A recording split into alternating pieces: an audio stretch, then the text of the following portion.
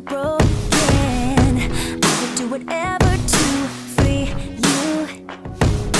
I would come running in the night if you need it. I would come fighting by your side.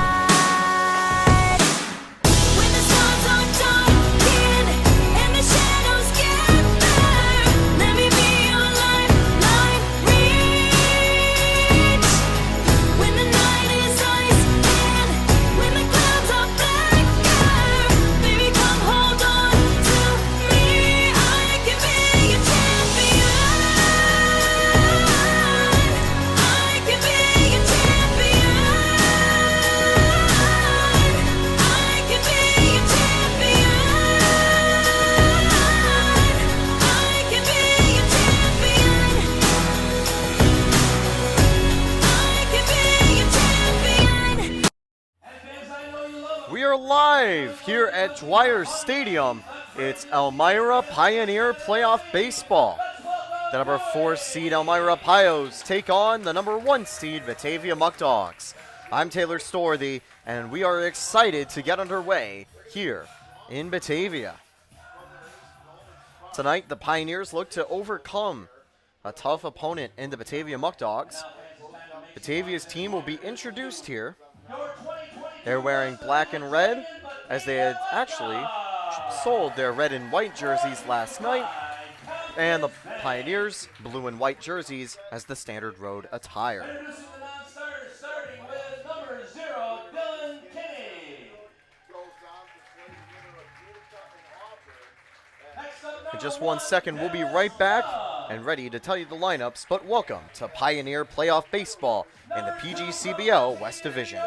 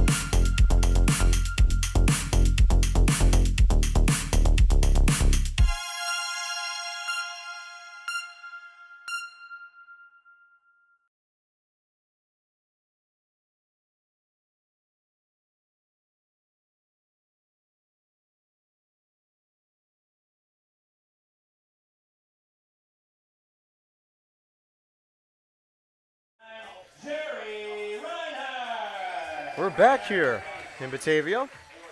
And first, let's take a look at how the Pios line up. Heath Rivera gets the start in this playoff fixture. Bryce Evans behind the plate forming the battery. Kyle Shimoleski playing at third.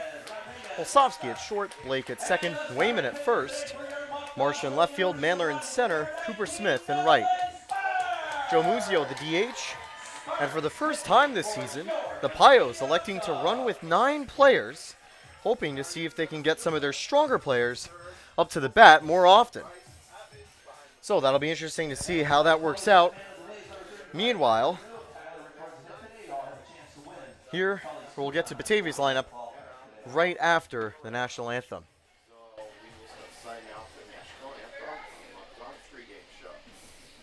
At this time, I'd like you to all please stand and remove your hats and join me in the singing of our national anthem. Oh, say, can you see by the dawn's early light what so proudly we hailed at the twilight's last gleaming, whose broad stripes and bright stars through the perilous fight o'er the ramparts we watched were so gallantly streaming, and the rocket's red glare, the dawn bursting in air, gave proof through the night that our flag was still there. Oh, say does that star-spangled banner yet wave o'er the land of the free and the home of the brave?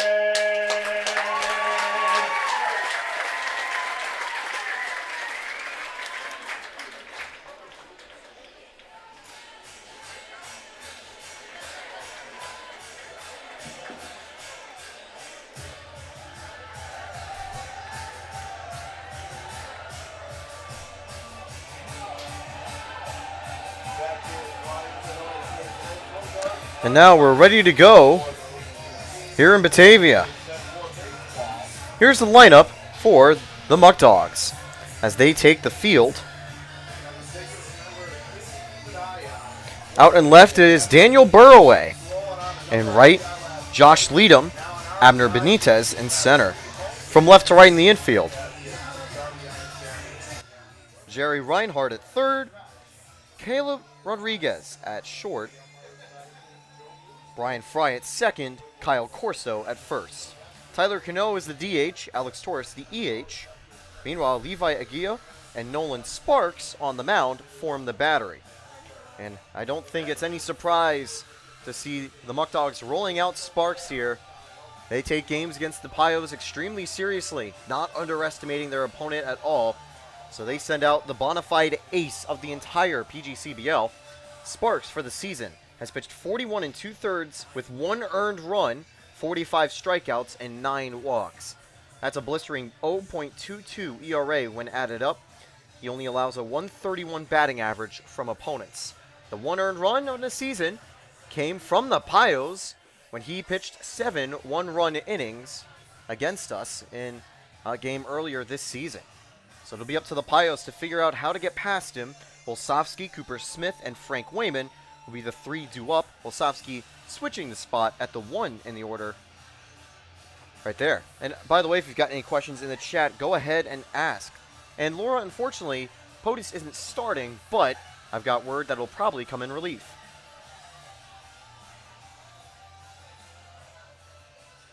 Feel free to ask questions in chat. I'll be able to answer them from time to time. Now, here's Olsovsky, and we're just about ready to get underway here in Batavia.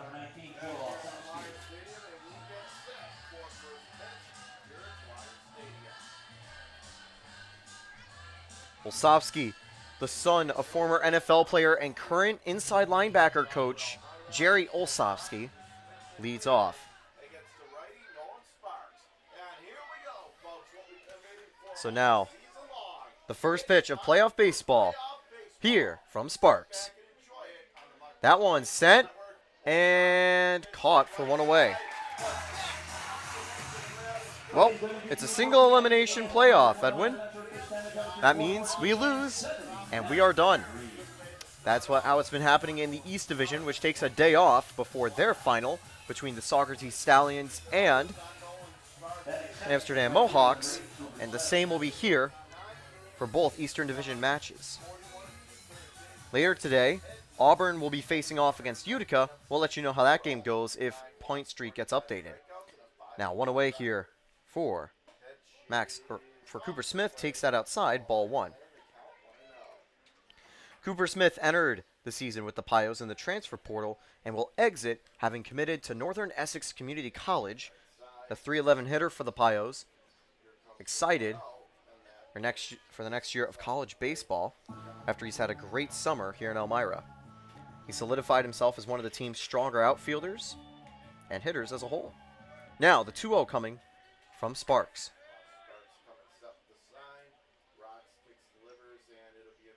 Swinging and a miss. 2-1 here. So Sparks gets back in the count after the first 2 balls were taken.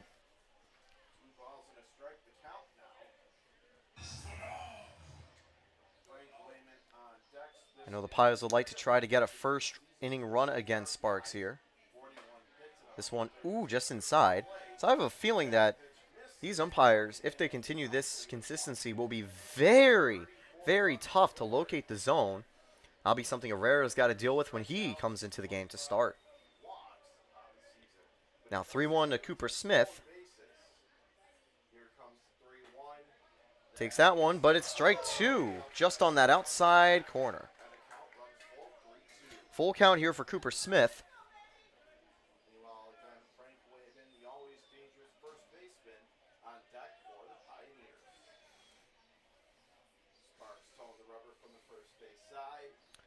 And now the 3-2 for Smith.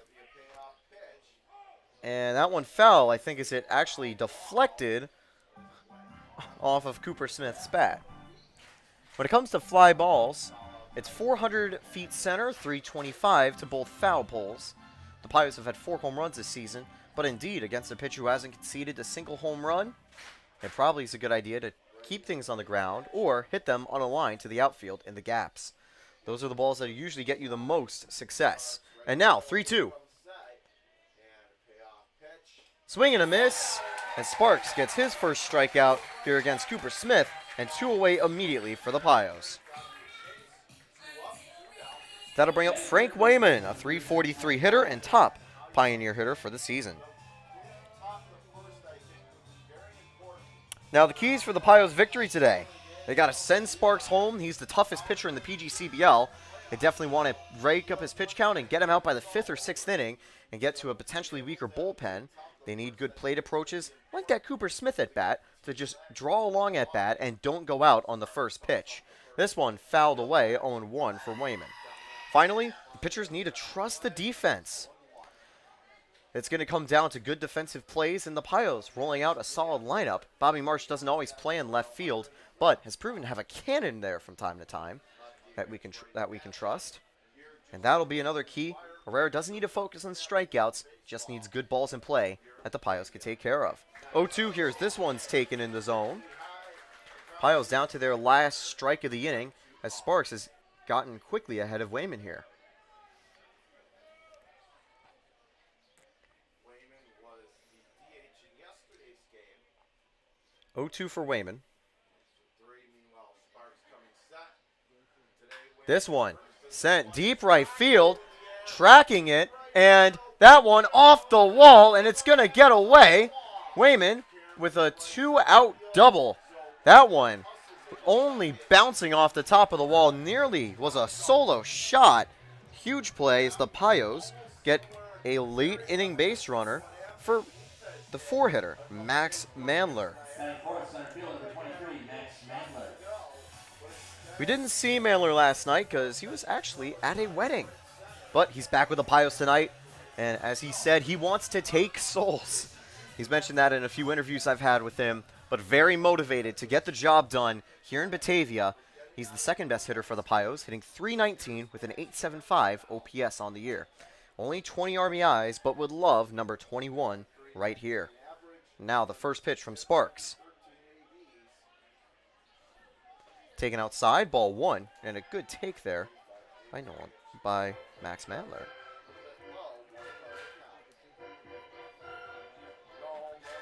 Nolan Sparks, he's over at the University of Rochester, I believe. But again, he's just been absolutely lethal this summer here in Batavia. And checked up, but he will have gone around 1-1.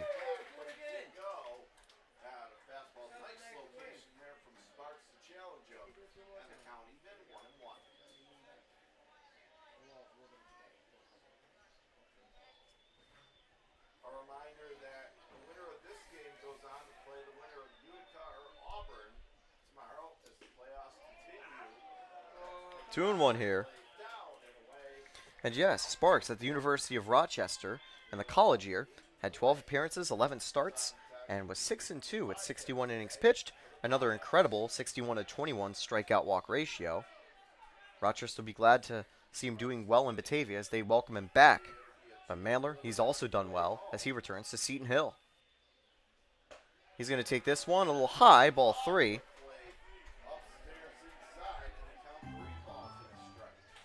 So, if we win tonight, we will face either Auburn or Utica. For either game, we will be on the road as we are the 4 seed.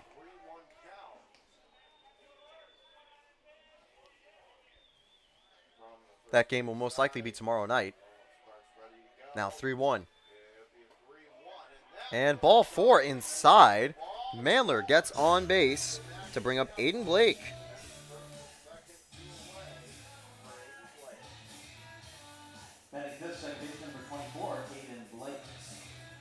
Huge opportunity now with the Pios. 2 away and 2 aboard to try to get the offense going. They did get a first inning run against Sparks the last time they had faced them here at Dwyer Stadium.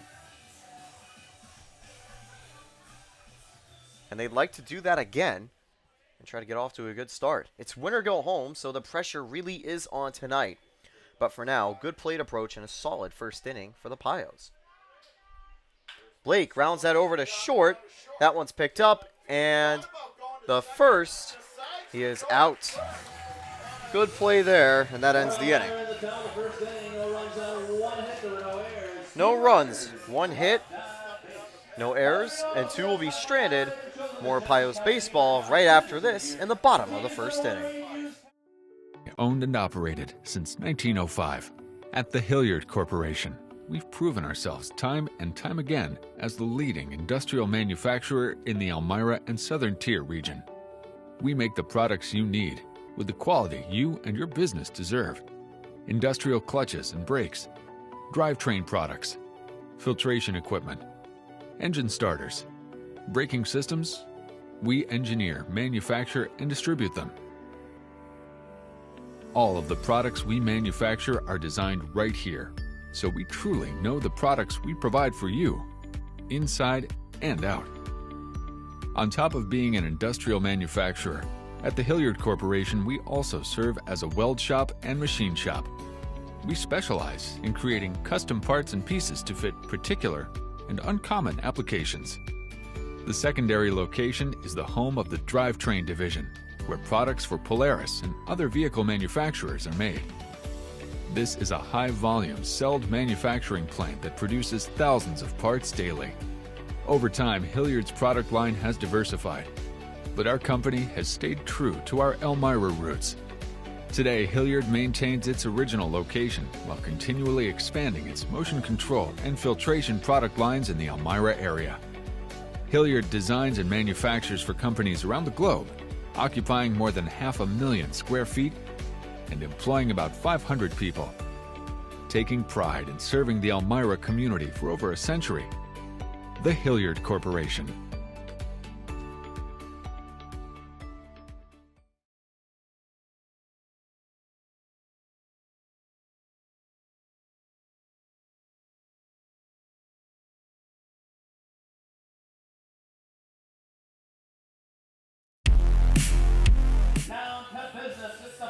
Muckdogs ready to go here in the bottom of the first inning.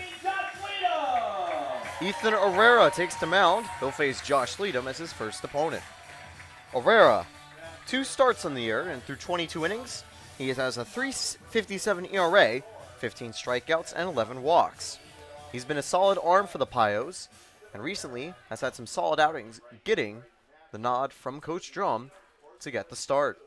Jarek Potus will be waiting in the wings and will be ready in case there's an early or potentially later substitution as well. But for now, it's Herrera. He's been a two-way player with the Pios, but tonight all they need from him is good game on the mound as Leadham takes the first 2 balls early. Leadham has had a great season in Batavia. He's hitting .348 and leads the team with 49 hits as this one's fouled away for strike 1.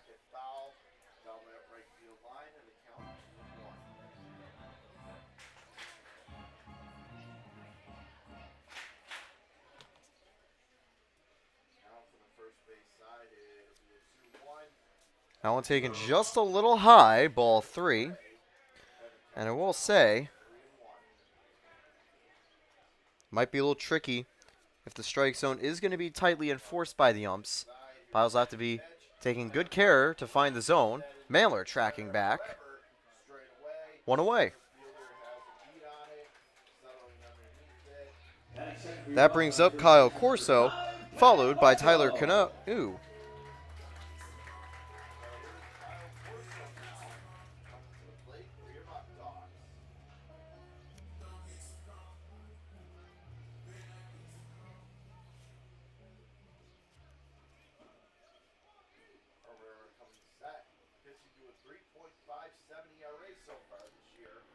That one taken low, ball 1 here with 1 away.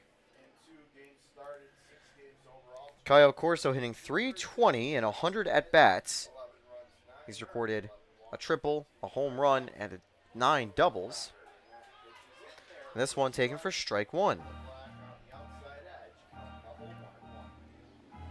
Another packed house here in Batavia. Slightly earlier game, but of course, people still going to come out here on this beautiful Sunday afternoon as this one's high for 2-1.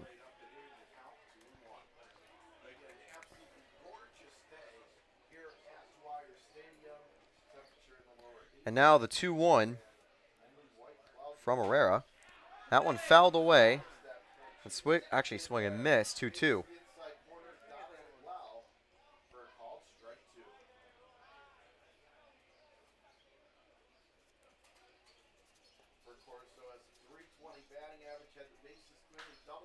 And that one lined and foul. So we're going to redo the 2-2 account again.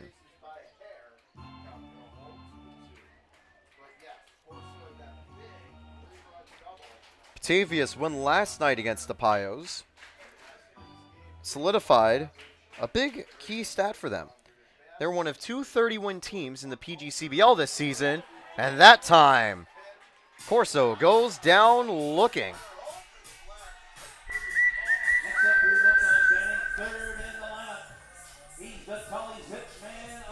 That will bring Tyler Canoe up now.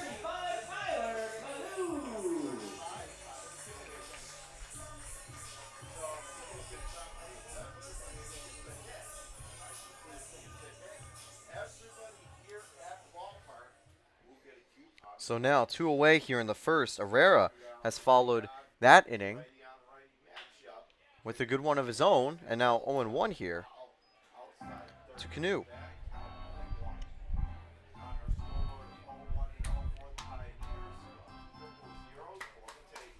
Canoe is a .316 average. He started 44 games this year with the Muckdogs, playing in most of the games this season, and now finds himself down 0-2 against Herrera now.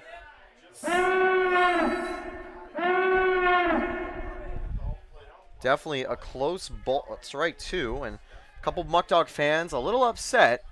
And now Herrera looking to finish the inning here. That one's a bit low, so it won't just yet.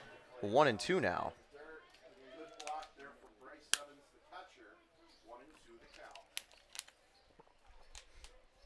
Elmira knows they can't underestimate the Batavia Bats. Not only are they still hitting really well, with over a 280 average on the year and 761 OPS, they've consistently done well against Elmira. The last 2 games these two teams have played, it's been an 18-7 run differential in favor of the Muckdogs, nearly putting up double digits both times, although they did stop at 9 each game. 2-2 now from Herrera. That one's going to be grounded to Olsovsky. Makes the throw to Wayman, and that'll end the inning. So, no runs, no hits, no errors. It's a 1-2-3 inning. We'll be back in the second inning right after this. When you're on the go, your bank should go with you. You need to change the way you money. With Shimon Canal Trust Company, you can take control of your money your way. Whether you're multitasking from your home office, killing time at your kids' soccer practice, or jet-setting around the globe, now you can manage your money right from the palm of your hand. Change the way you money with Shimon Canal Trust Company. Shimon Canal Trust Company. Member FDIC. Equal housing lender.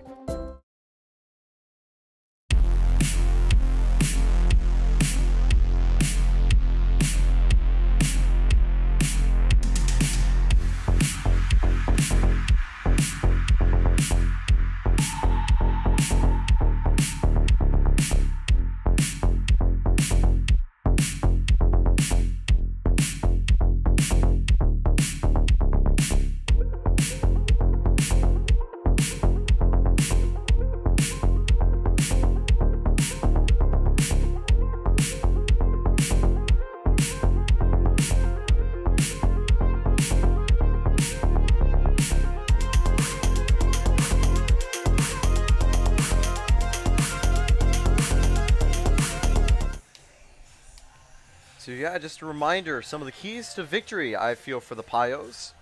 Obviously, they want to send Sparks home. Sparks is definitely the strongest Muckdog pitcher, and they would love it if Sparks' outing can be shortened by an inning or two. He's already on 17 pitches after the first inning, and the Pios will be looking to try to make another bit of trouble for the Muckdog ace this time around. Bobby Marsh will lead off against Sparks. Interesting thing is that he's actually batting 6th in the order tonight. Him, Muzio, and Shimoleski will be the 3 due up. You definitely say with the 9-man lineup, the Pios really opting for their true best players. And that's clear to see with Marsh back at the plate.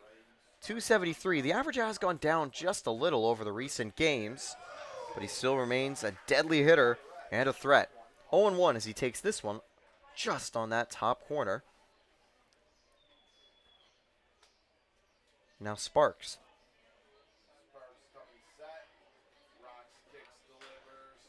Muzia or Marsh gonna pop this one up. Burroway makes the play, 1 away. So Pios can't get anything there, and that brings up Joe Muzio.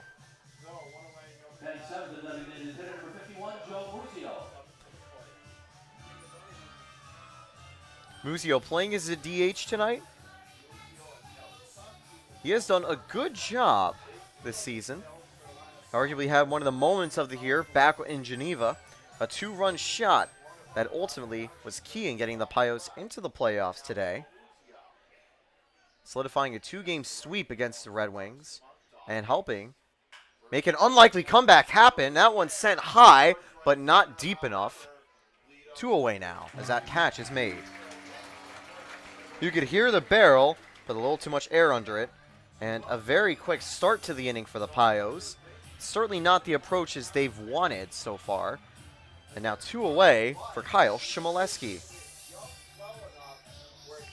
Hitting .225 this year, but with a .400 on base percentage, he knows how to get on base in tight spots.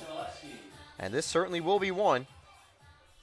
Well, it's the Batavia crew playing the Barney songs. Obviously, they're going to do a little trolling here with us on the road, as this one's fouled away for strike 1. But that type of stuff doesn't get in the Pios' heads.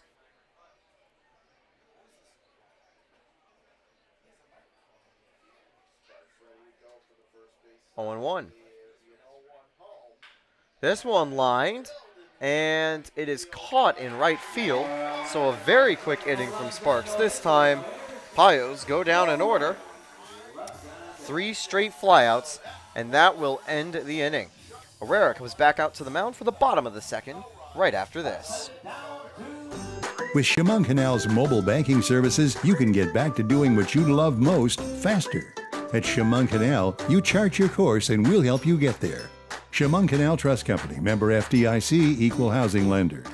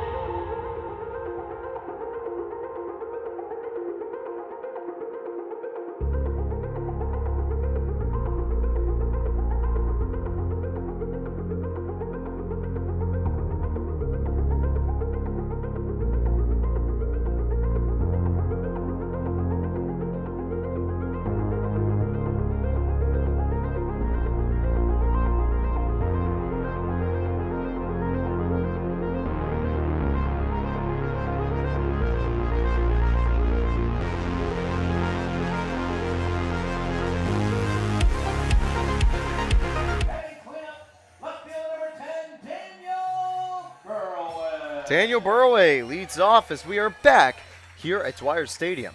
I'm Taylor Storthy. You're watching Pioneer Playoff Baseball. It's been a few seasons since we've seen the Pios in the playoffs, so it's great to see them back here this season.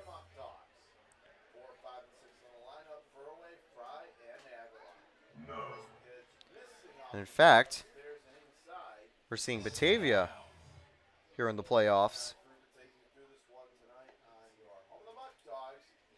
as well. They narrowly missed out last year. 2-0 here after the first 2 pitches. Now to Burroway are balls. Burroway, a .292 hitter on the season, and he's going to be batting 4th today. Finds himself out in left field when on defense.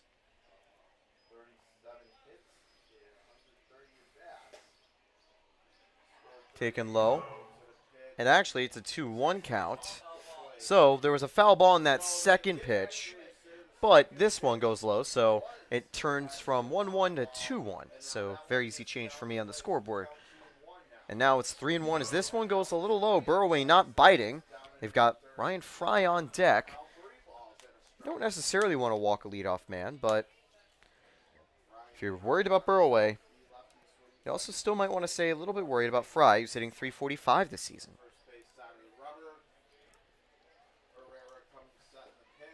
Ball 4, just a bit low.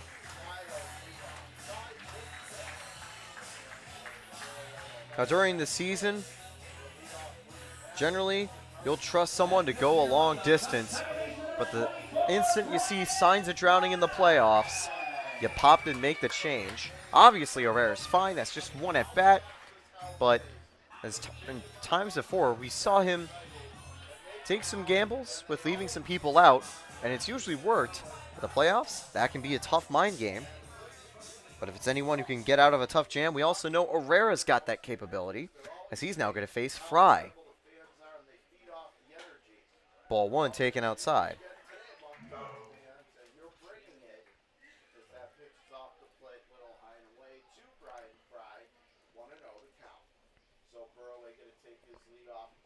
So now the 1-0 here. Burroway with a short lead. He hasn't gone yet.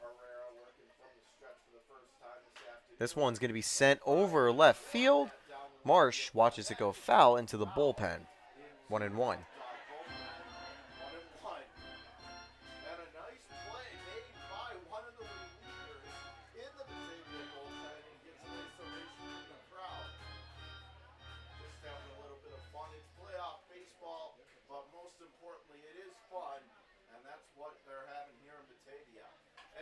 That one's going to be bunted.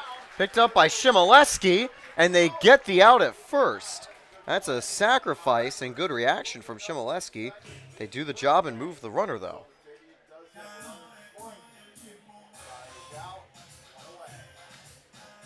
One away now here in the bottom of the second.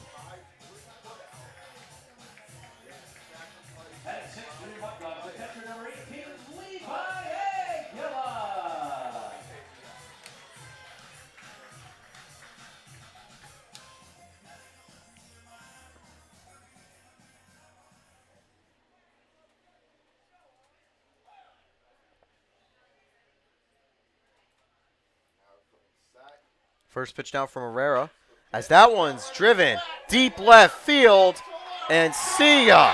That's over the wall, and a 2-run shot from Levi Aguirre.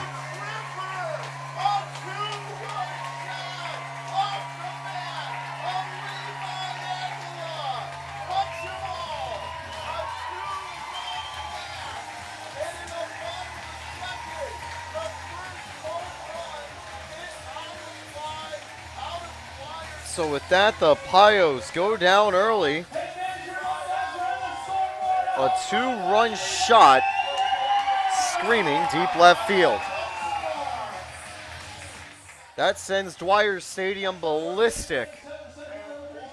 Empties the bases with one away. But the damage done on one swing right there. And this one now, strike one.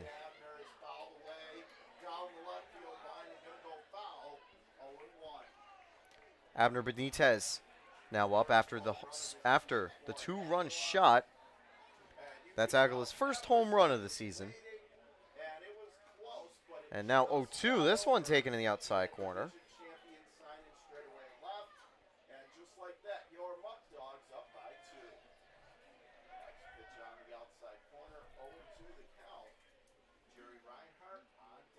That one's going to be sent foul, so we'll go again. So the last 4 times the Pios have trailed to start off the game, they've actually came back and won it. They did so twice against Geneva. They then did so against Jamestown. The 4th time where they didn't come back, it was against Batavia. But the Pioneers with a reputation of comeback kings. In fact, when they had taken the lead early last night against Batavia, they would later lose it. This time taken for strike 3. So Herrera, not shaken by the home run, records a second strikeout of the game.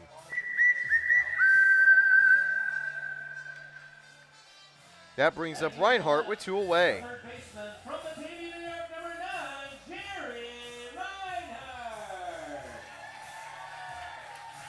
Reinhardt, a local player from Batavia, gets a strong reaction from the crowd. He's hitting .260 this season. And 722 OPS. Takes this one inside, ball 1.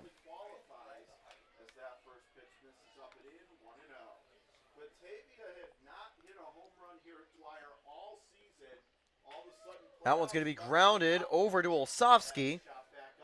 And that finally ends the inning. But as my colleague John Karuba mentions, the one hit, that's the first home run at Dwyer Stadium all season, puts the Muckdogs up 2-0.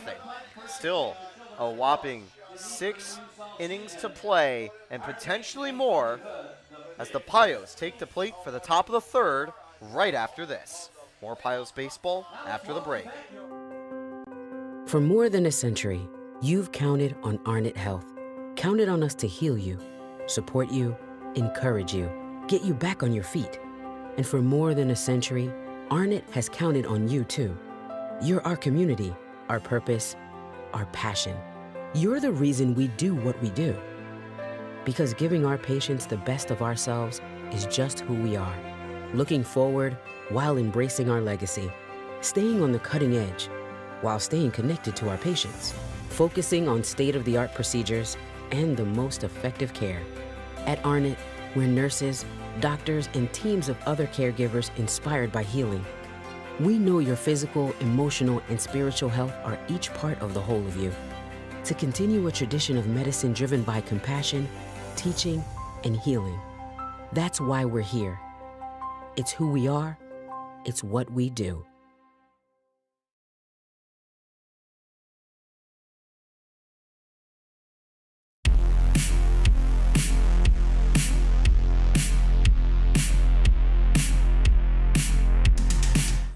Top of the third underway here at Dwyer Stadium. The first home run of the year for the Muckdogs comes at the worst time for the Pios, best time for the Muckdogs. Bryce Evans is going to lead off now.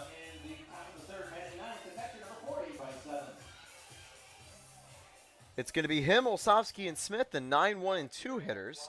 Reminder, the Pios are running only 9 players in the lineup tonight. They can run a 10th extra hitter if they'd like, but tonight they choose to shorten the lineup. 0-1 now to Evans, who is a .273 hitter through 4 games this season. Solid start as he joined late in the year. This one fouled away. It's 0-2. I'll also mention that even though the rest of the Pios team has had a couple chances against Sparks this year, that'll actually be Evans' first time. And that'll be a little tricky for himself as he goes up against a pitcher who has been one of the toughest in the PGCBL. Maybe some beginner's luck as he has done great in his early games. That one's high, ball 1, good take there.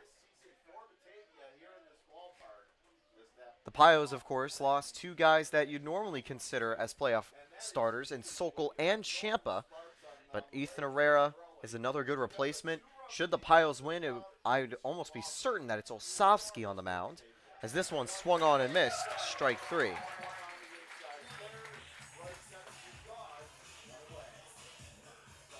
Olsovsky now up. He popped out last time.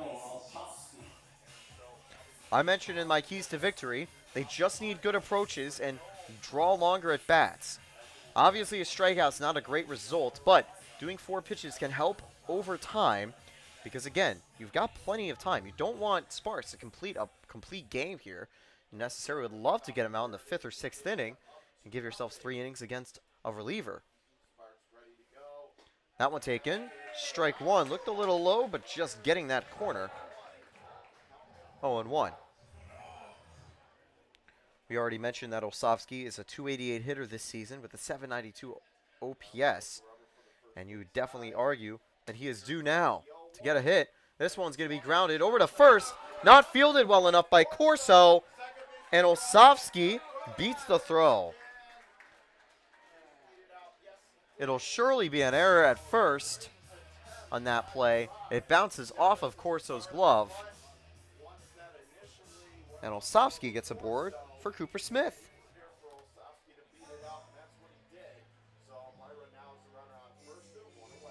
And to answer the intro music for Smith, it very well might be the player the Pios like in this spot. He's one of the best hitters for the team, and he knows how to get the ball on a line or on the ground. And that's exactly what they need, something to avoid a double play. And that one gets behind. They might not have to worry about a double play, as that one's a wild pitch. Olsovsky stays 2.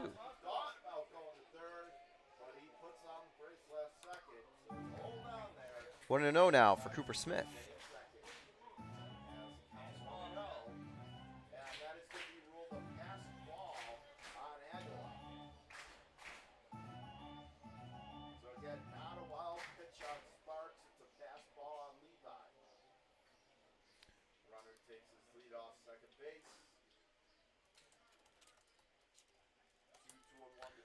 This one taken, and ball 2.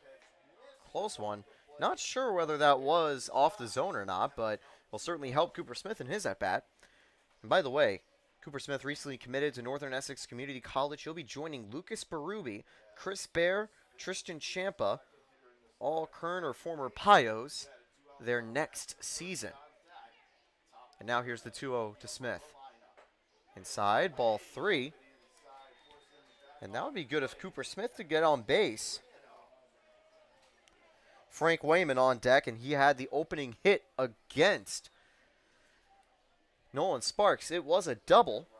Ultimately, he and Mandler, who would follow up with a walk, get stranded back in the first inning. Definitely fancy having them get a shot in the second inning with a potentially 2 runners on. He steps off and makes a fake throw back, so there's no balk. You have to be careful because there are umpires here that will be strict with balks. A couple times we've seen people get called out for it. Braden Coletta, I believe, in one of his recent starts, got called out twice. And in Geneva, they also got 2 balks in 2 games. That one's low, ball 4, and Cooper Smith, he'll be walking over to first. And that brings up Frank Wayman.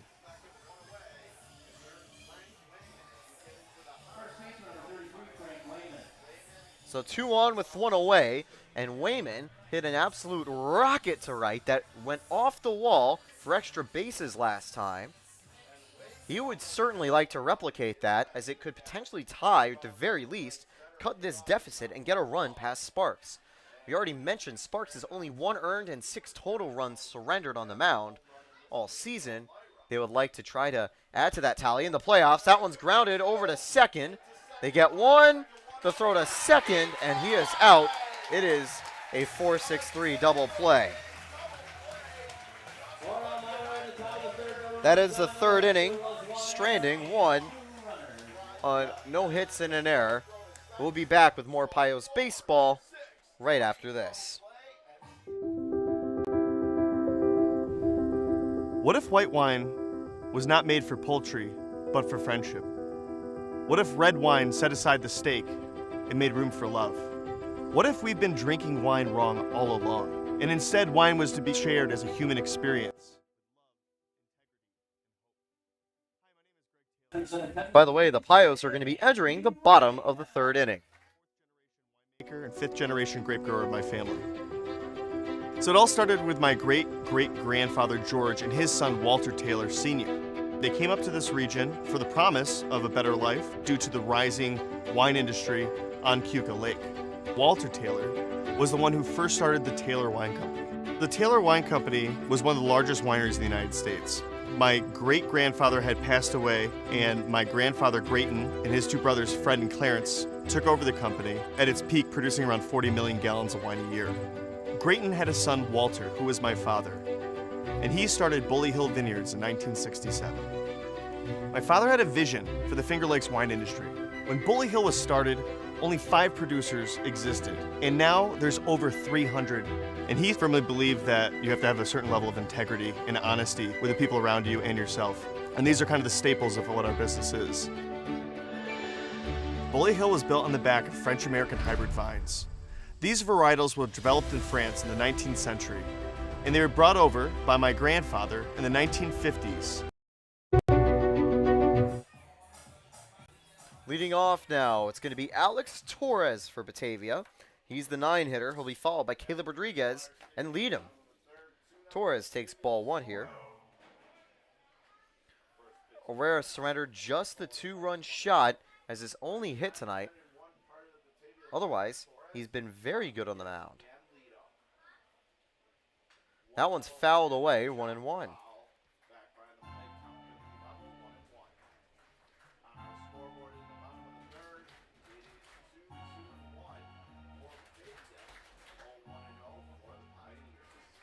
Now 1-0. Herrera, this one low, 2-1. And I think another big thing for Herrera, he's done a good job of limiting base runners. The only one he surrendered apart from that home run was on a walk. He needs to trust that defense. He's been doing a good job of that. But again, the defense can really help him out as this one's fouled away. He can get strikeouts, but he also shouldn't shy away if he's in a jam to get a strike over the heart of the plate if he needs to, because the Pios can back him up in the field. From Marsh's cannon arm, the great fielding all year from Mandler and Smith. We already saw Shimoleski make a great play on a bunt. Olsovsky and Blake have been great, and Wayman can make the catches at first. Full count now, just a little outside. Torres, the 621 OPS, a 241 average. Ball 4, he gets on base to start the inning.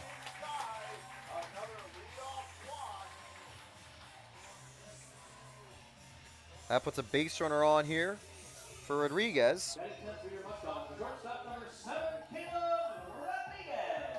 who's hitting .254 this year. He also has a .451 on base percentage, which actually leads the Batavia Muckdogs because he's only had 59 at-bats. So now a runner on first here in the bottom of the third. Herrera would like to try to get the Pios to turn 2, but I wouldn't be surprised if Rodriguez tries to drop a bunt down, see if Shimoleski is going to be able to run and get it, or if it's maybe sent Wayman's way. He'll have to be ready. Also wonder whether Herrera is going to go with a pickoff. See how Wayman's positioned. There is a bunt. Goes foul, 0-1.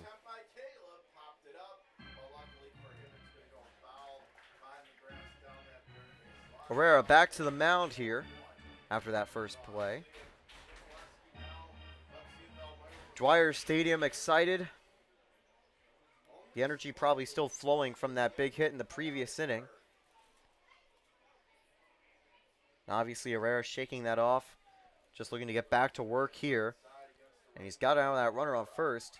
Could be in motion. That one missed, so it should be 1-1. I thought he had committed on the bunt there. I thought that should be 0-2. It looked like he didn't pull back in time, but apparently he did. Actually, yeah, no, he did. It is 0-2, I believe. Looks like the umpire did flat. Oh, nope, he changed it to 1-1. He put up the 2 fingers at first, and that is awfully confusing. Pickoff attempt, runner back safe.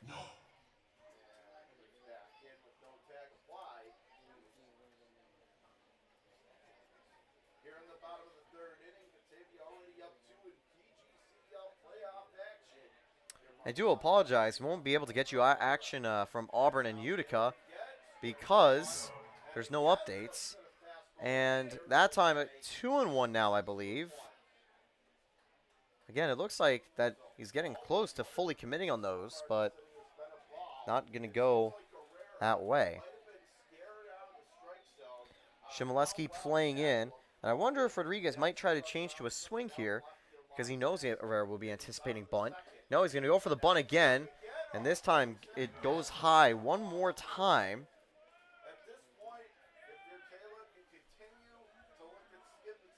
And 3-1. Herrera really needs to get back in this battle here. Runner likely going to go. No, he doesn't. That one fouled away. 3-2.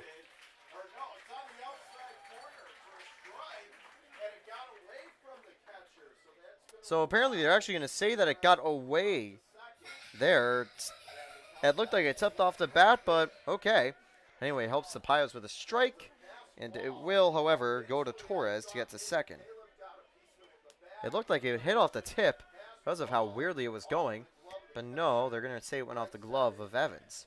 Anyway, 3-2 now with no one out and a runner on second for Rodriguez. See if he's going to go for that again to try to get a runner to third, or go for a serious pitch here with a 3-2 count. If you're Herrera, you have to still be aggressive. You don't want to get a second runner on the base path. That one's lined. Gets through to Cooper Smith. Smith picks it up, but can't pick it up. It's an RBI single from Rodriguez.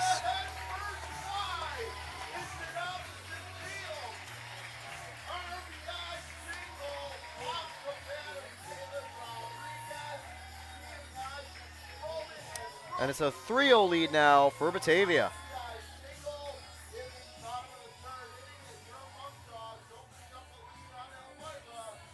And unlucky there for Herrera. By the way, POTUS heading out to the bullpen. And here's the thing. I don't really think Herrera's done anything wrong tonight. But obviously, if things start to slow up, Drum will make that change. He is not going to take any chances here.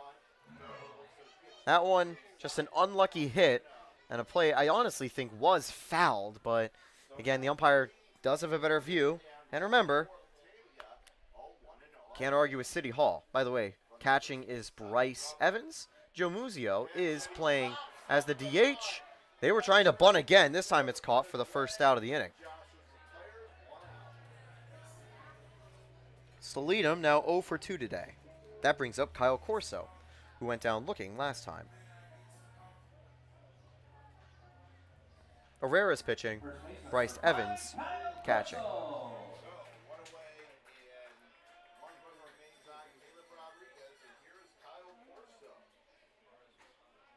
First pitch here, the pickoff attempt. They don't get it because it did slip out of Wayman's glove.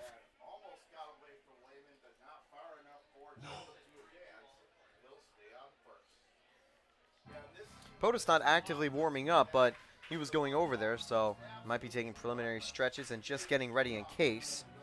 I'm sure that Coach Drum would like to get Herrera through 4, potentially 5 innings if possible.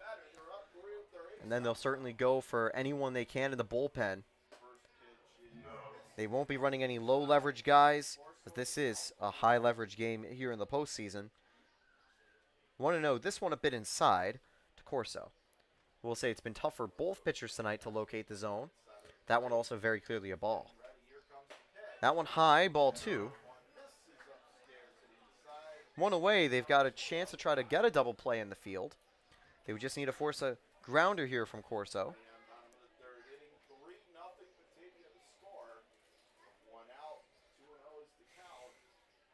Now the 2-0 from Herrera. That one high, ball 3. Try to get you an update from Utica, but they aren't streaming the game, which makes it a little tough.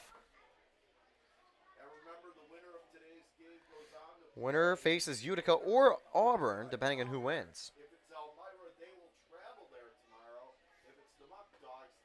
That one's low, and that's going to be taken for strike 1. And actually, I do apologize. Their game will actually start at 6:45, so that's the reason nothing's going to get updated for a little while.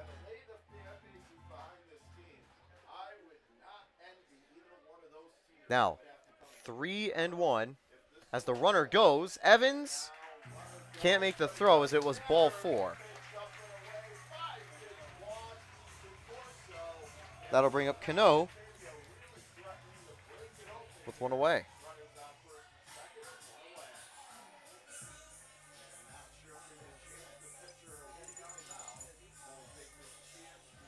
Billy Wilderman comes out here as POTUS begins to warm up. This will be the one meeting for Herrera here. Obviously, Herrera's goal will just be to try to get those final 2 outs, get out of the inning.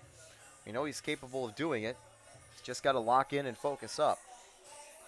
Canoe up, followed by Burroway. The 2 tonight. 0 for 1.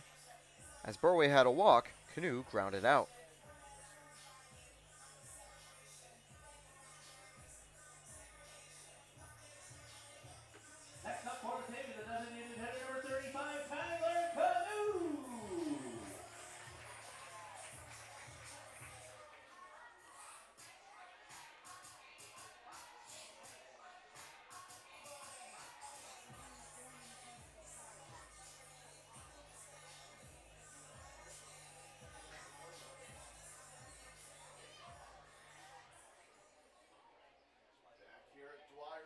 So now Canoe up.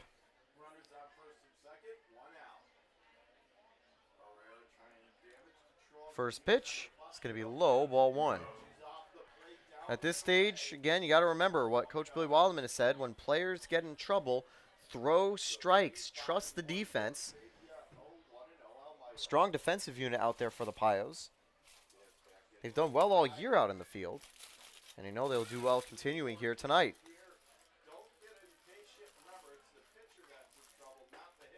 Now, 1-1 taken.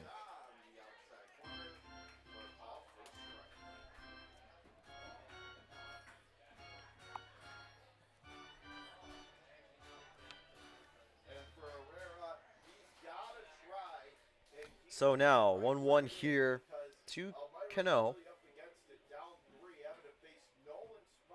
That one's a little high, 2-1.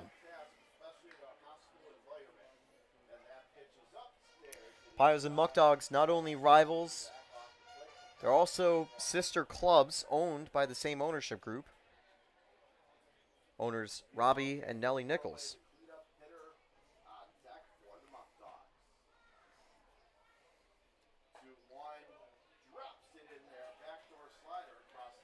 Two and two here.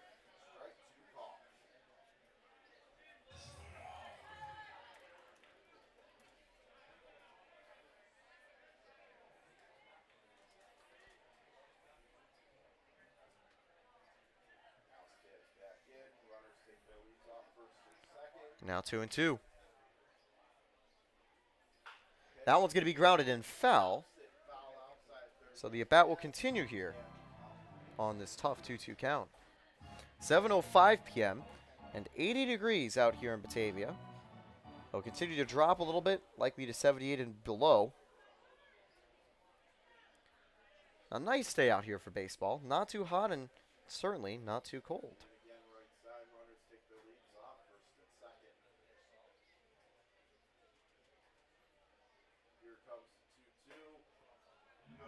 Low, ball 3.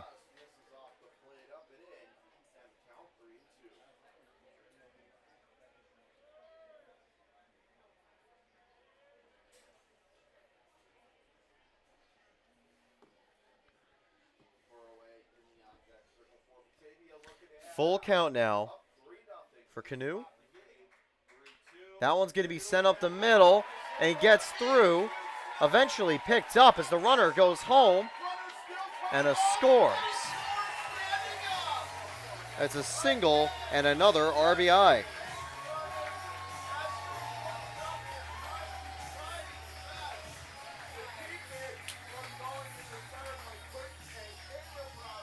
Pios now trailing by 4 here in the bottom of the 3rd inning. They would need another miracle comeback.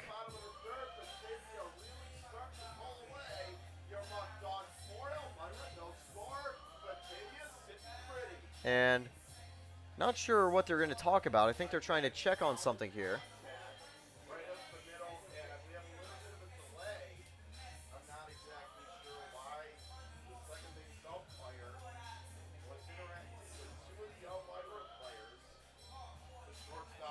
And I wonder, it does look like there could be something up with Olsovsky or a runner.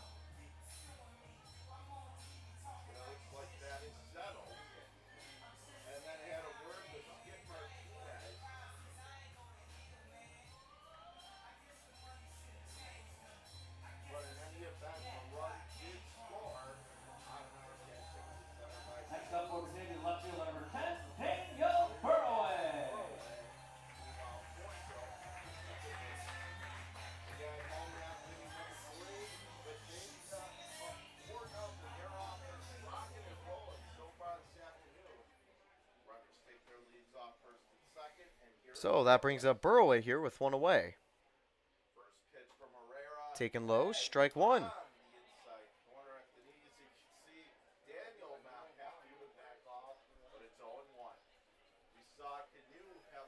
So another tricky little jam here for Herrera. He's going to try to get out of it here. Try to complete 3 innings. That one low, ball 1.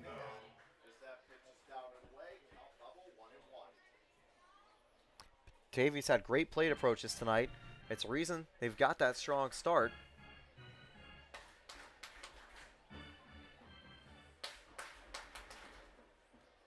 One now. From Herrera to Burroway. Taken and strike 2 here. Low but still in the zone. Burroway finds himself behind here. So now here's Herrera again, the 1-2. This one fouled away, so the at-bat will continue.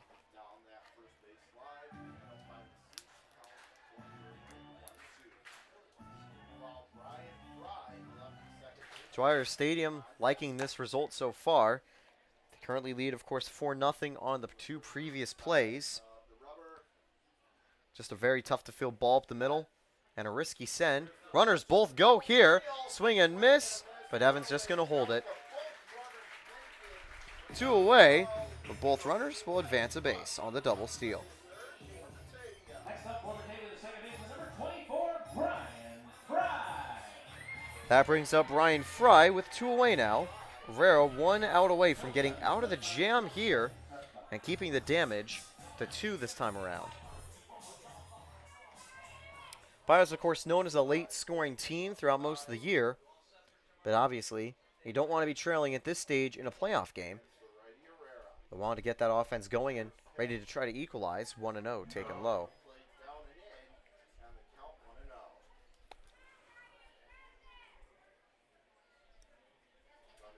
Fry leads the team in doubles and also has 20 stolen bases. Leadham, of course, leads in that category. He has 29 on the season. Taken on the outside, 1-1. So the count evens up here. Herrera still fighting, looking to just get out of the inning.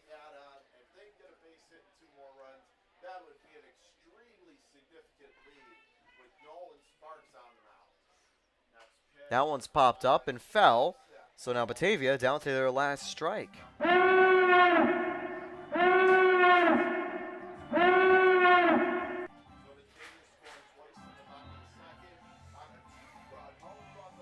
Batavia scored twice. That's all Herrera wants to stop.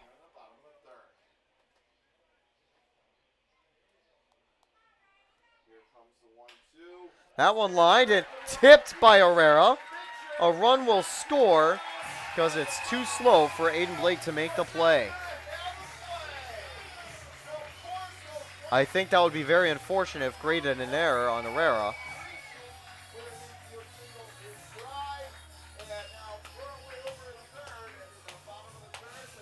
That likely should be an infield single there. Herrera made a great effort, but just couldn't come up with it. And that brings up Aguila here. It's a 5-0 lead with runners at the corners.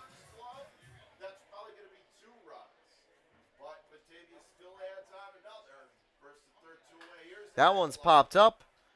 Wayman tracking it. Cooper Smith going, but it's going to land very far foul, 0-1.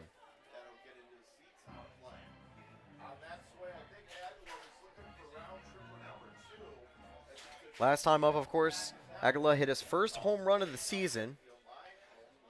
And he's tied up with the other 3 Muckdogs who had hit home runs previously.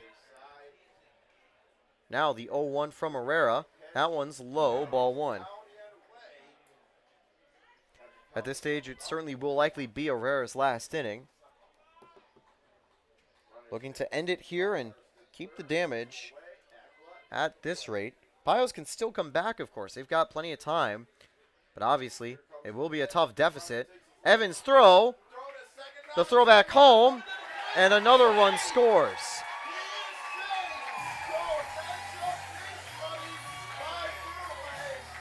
A stolen base leading to the runner from third running. And now it's a 6-0 game. And that's the reason that sometimes you got to be careful when a runner tries to steal with a runner on third. You got to hold it and just play it safe. It's 2-1 count.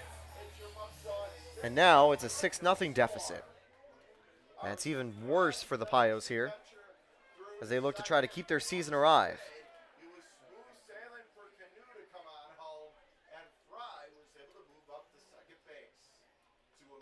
That one sent right field. Cooper Smith tracking it, and it'll end the inning with a catch. 4 runs come home on 3 hits.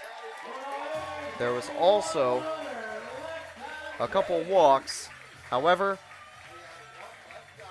that will be it for this inning. We'll be back at the top of the 4th. 6-0 Batavia lead. Still 6 innings to go for Pios to try to come back. Hi, I'm Bill Mullaney, president of SUNY Corning Community College. I'm here today to let you know the classes and the quality of education that you've expected of us are ready to be delivered. Whether you're interested in transferring to a 4-year university or joining the workforce directly, Corning Community College has the program for you. We're here to provide the best possible education that we can, no matter what your aspirations. We hope that as you begin to weigh your options for the fall semester, you'll think first of Corning Community College. We're here for you, closer to home.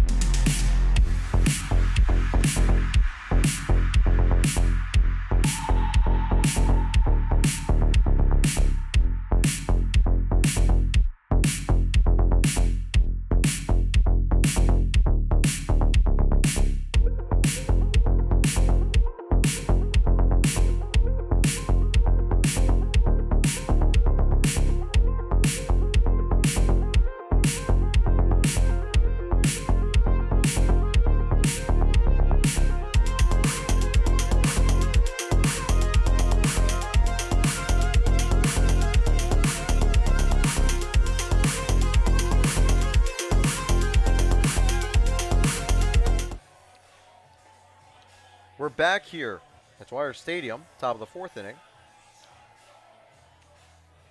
Another big Pio deficit. They're going to need a true miracle to come back here.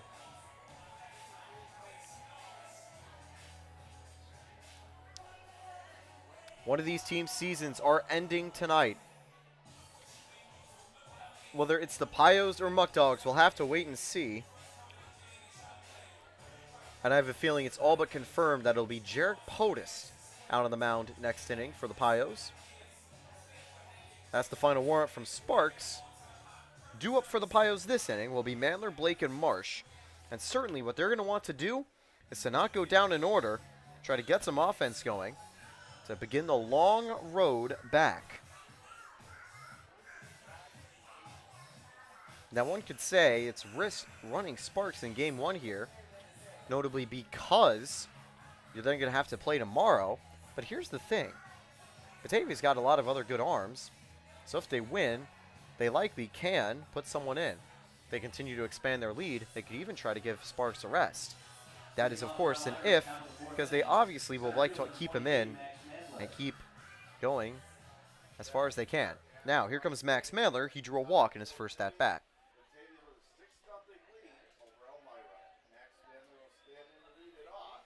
Mandler sends this one right field. Will it drop?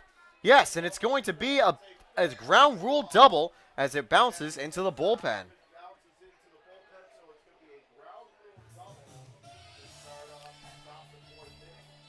So Mandler gets started with a shot, and that's going to bring up Aiden Blake.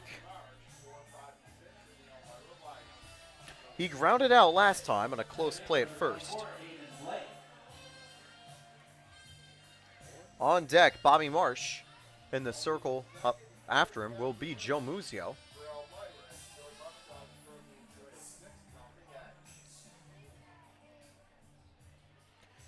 But Blake, we know he's had a very solid second half of the year and wants it to continue here. He's hitting .265 as his end of the regular season stats. First pitch here for Canal, and he's going to call time as he was staring over at Mandler. Mandler, 13 of 14 in stolen base attempts this year. That could be a reason he's trying to be careful here. Don't think Mandler's going to risk a steal to third, but he will try to get in the head here, as this one's taken for a close ball one. A little bit inside, I'd have to say.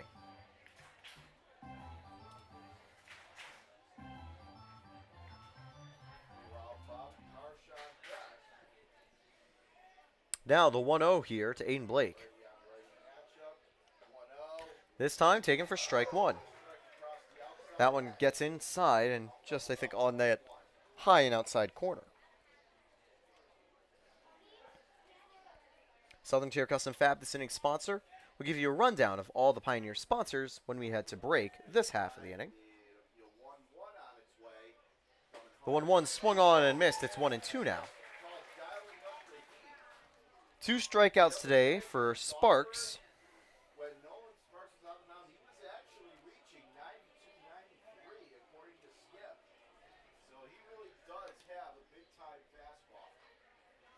And now here's the 1-2.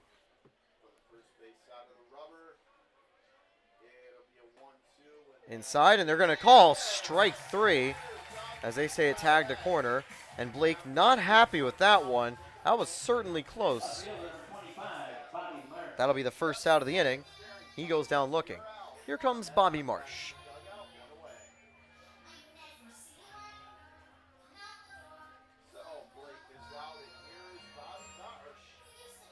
Marsh has a runner on second. The Pirates would love to show some signs of life. Up until this point in the season, they actually haven't been shut out in a game completely. They've always gotten at least one on the board, and they'd like to keep that up here in the playoffs. Here's the first pitch now to Marsh from Sparks. Looks again back at second, and the ump calls for time.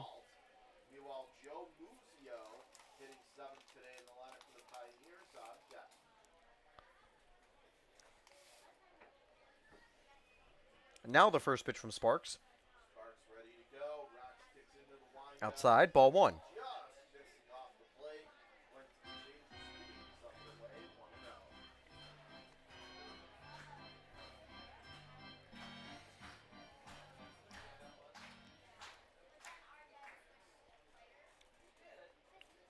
And now here's the 1-0 here to Marsh.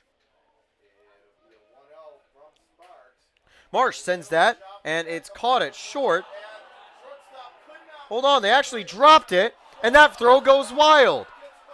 Runners will be hit second and third, so they ruled that the initial catch will actually be an error at short, and both runners advance.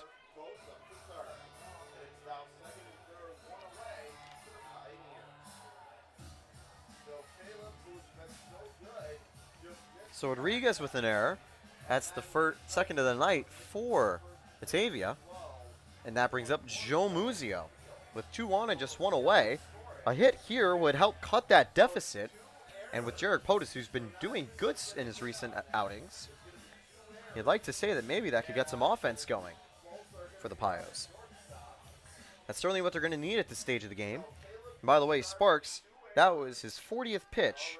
Doing a good job going 3 1/3 with only 40. Still got plenty in the tank. Muzio grounds it over to first.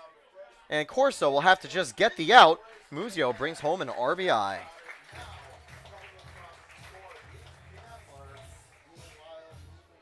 Two away now, and a runner on third, and that is the second earned run of the season. Surrendered by Sparks.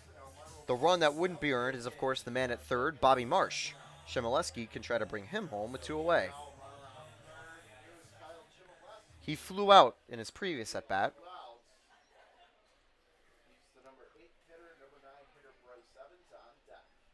Taken. Strike 1. Good movement on that breaking ball.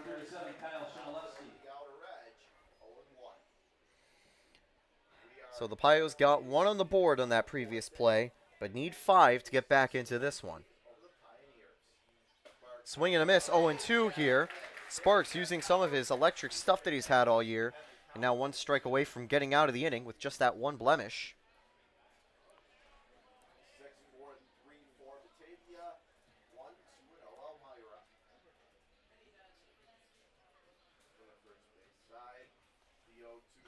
Fouled away, Shimoleski keeping alive.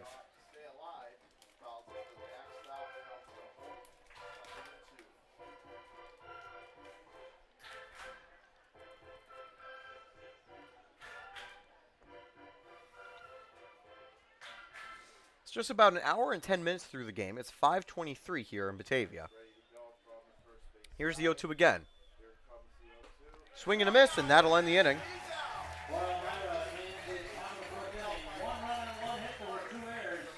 1 run on 1 hit, and graded 2 errors for the inning on Batavia.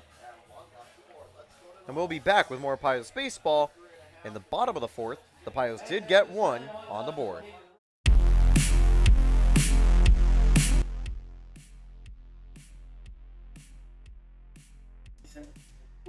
The Pioneers would like to thank AJ's Outdoor Power Equipment, Arca Shimon Skyler, Arnot Health, Big Fox, Blaze Brockway Contracting, Real Electric, Buckley's Automotive, Bully Hill Vineyards, Catholic Charities, Shimon Canal Trust, Lemon Center, Coca-Cola, Danny Mini Marts, Elm Chevy, Elmira Heat Treating, the Elmira Junior Enforcers, Firefly Adventure Retreat, First Transit, Love House, Hardinge, Heroes Comic Shop, Hilliard, Jubilee Foods, Just in Time, M&T Bank, NYSCO PBA, Office Equipment, OPWDD, Papa John's, Pinecroft Golf Course, Salins, Save-A-Lot, Seneca Beverage, Service Master, Service Pro, Settons Wholesale, Simmons Rockwell, Slam and Jam and Barbecue, Solutions FCU, Southern Tier Custom Fab, Suburban Propane, SUNY Corning, Susan Minchin DDS, The Cakery, Tioga Nouns, Today's Special, Column South Corning, Tower Broadcasting, The Town of Southport, Turtle Leaf, U.S. Navy, Value Homes, Vasco, Vasco Brands, Waste Markets, and Wilbur Auto. Thank you again to all those sponsors. You help make the Pioneer season possible, and hopefully it won't end today, but even if it does, thank you so much for letting us go on this Cinderella story ride and supporting the Pios. We hope you continue supporting the Pios for years to come.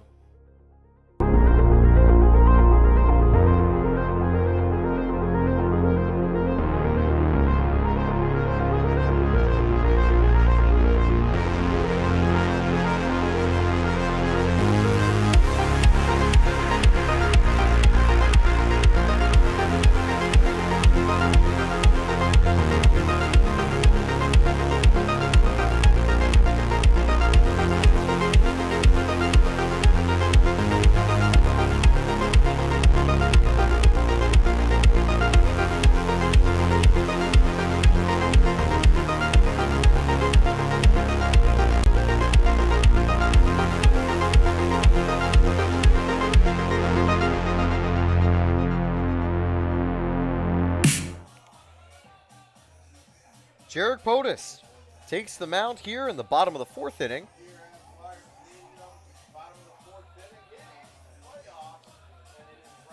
For the season, he's 3.26 ERA through 30 innings and 12 games pitched, 22 strikeouts to 8 walks. There's one thing Jarek Potus does really well, it's find the zone. He's nicknamed Jer Bear by a few of the Pios players. But either way, just like a bear, he definitely can strike. He's done well against Batavia before, and also is coming off a huge outing against Geneva, where he came in and pitched multiple innings of relief, including getting out of a bases-loaded jam with 1 away with 2 straight strikeouts. Another moment of the season for the Pios. And it'll be up to Potus to keep things clean and try to get the Pios on what would be an incredible comeback here at Dwyer Stadium. Swing and a miss. It's 1-2 now. He's fooled by the low speed. The one thing as well for Potus, he doesn't throw the highest speed, but he has solid movement and great command behind his pitches. That's what makes him a deadly pitcher, especially when it comes to a college wood bat league where, you know, there's not a lot of punishment on home runs and those types of things. 1-2 here.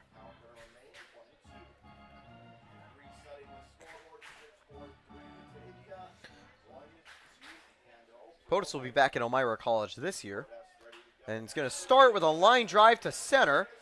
Mandler lets it drop and comes up with it eventually. It'll be a leadoff single.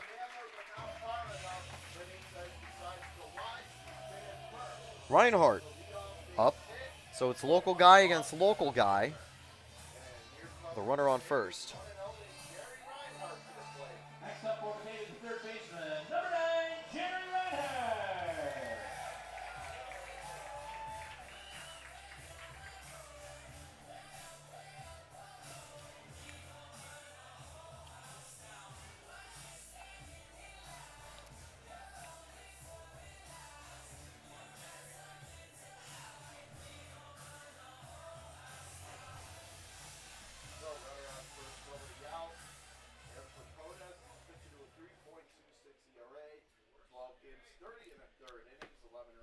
That one fouled away, strike 1, and Reinhardt back at the plate.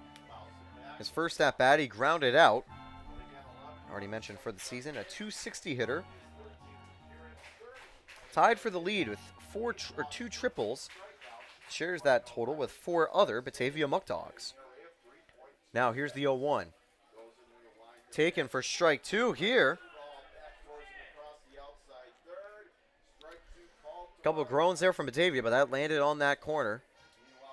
0-2 here for Reinhardt. He's got Benitez on first. Wonder if Benitez might try to get to second here. And keep in mind, entering the game throughout the regular season, Muckdogs had 139 stolen bases. So pretty active in the base path. That one's going to be chopped up. And Potus lets it go foul, so we'll go again. So good decision there from Potus because, again, he picks that up, it's going to turn into a single.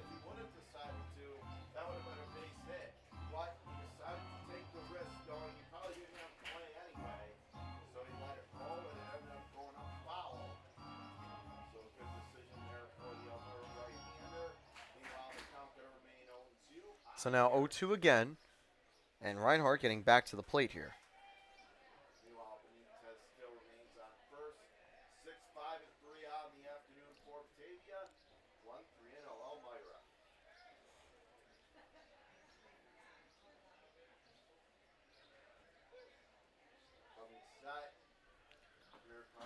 This one taken outside, 1-2 here.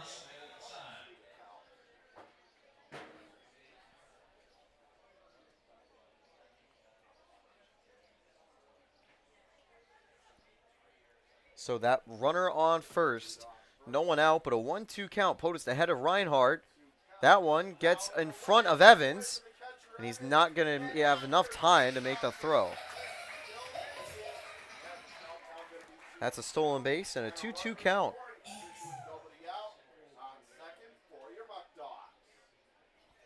So the Muckdogs get a runner now in scoring position. That means any hit could be dangerous. POTUS knows how to force weak contact, and he knows how to let his defense do the work. Here's the 2-2. 3-2 here.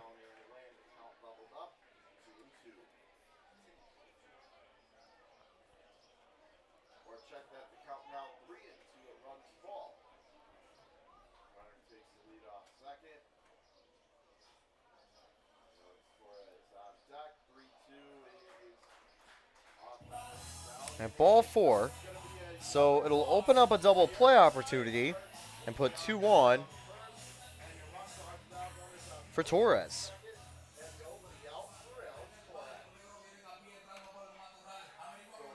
And what's big for the Pios is that they're going to need to just get out of this here. All year the Pios have struggled against the Muckdogs. Tonight the loss would be the worst outcome for them.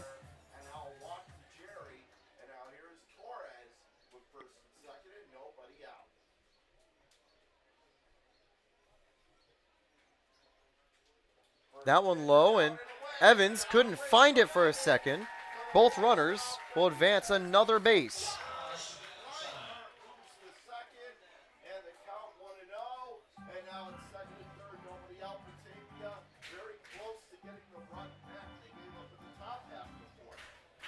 So 1-0 here, and that one, I don't think necessarily on POTUS that time.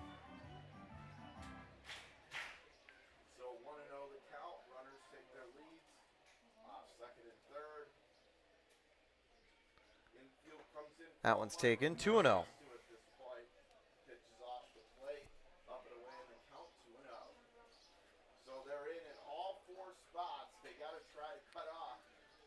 you could tell the infield playing in, they don't want a run coming home. So that one goes low again, 3-0. Bartenstein and another pitcher out in the bullpen. Would be the worst case scenario if they have to then change from POTUS here.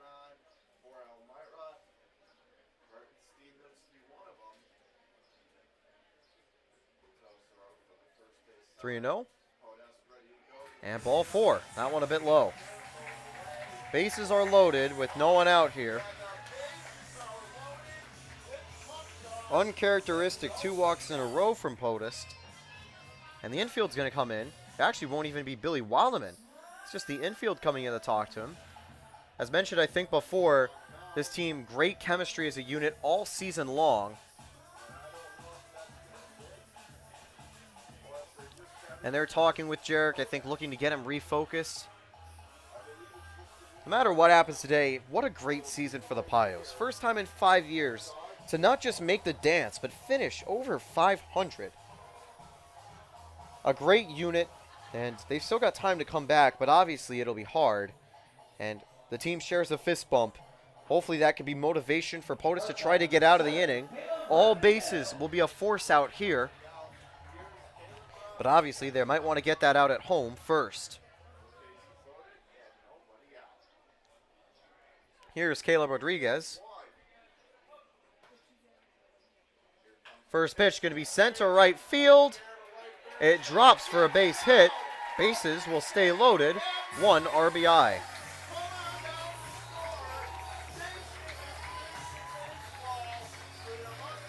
Leadham will now have a chance here with a 7-1 Muckdog lead.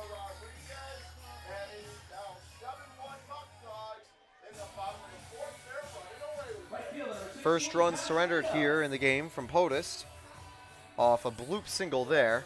The outfield playing deep, the infield of course deep. It lands in the no man's land. Leadham back up now. He's 0 for 2 today. Taken for ball 1. Leadham had one true at bat. His second at bat, he was trying to bunt and advance a runner, but it didn't work. Might be Kevin Serrano out there in the bullpen for the Pios. Trying to see who's warming up with Bartenstein, the Pios backup catcher, as there's 2-0 taken here. POTUS, I think, just needs to settle down because he knows how good he is. He just needs to find the zone. He can paint those corners like Picasso. Actually, they're saying it's 1-1 here. And now, 1-2 here. He's got on the outside.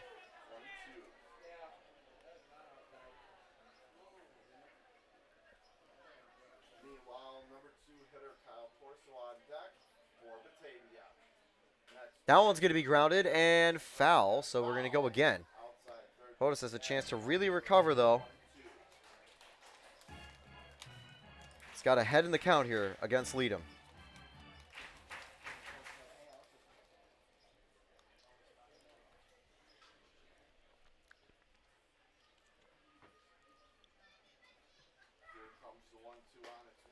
High, ball two.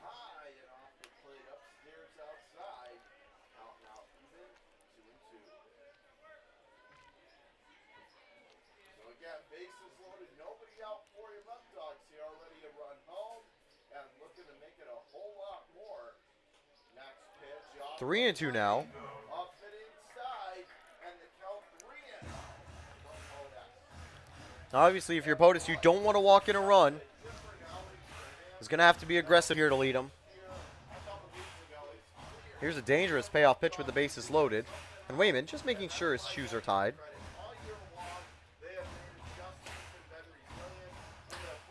Pios looking to get something here. Looking to not get that deficit to go up further. Ball four.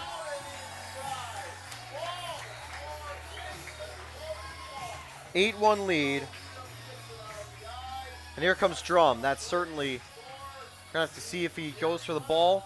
He looks over the bullpen. That is POTUS stay done. Tough outing for POTUS, but still an amazing season. We'll see him at Elmira College this spring and also this winter. So he'll be a dual sport athlete there. Here come the Pios lineout out there for Jarek, congratulating him, as it'll be Kevin Serrano, if I'm not mistaken, coming into the game.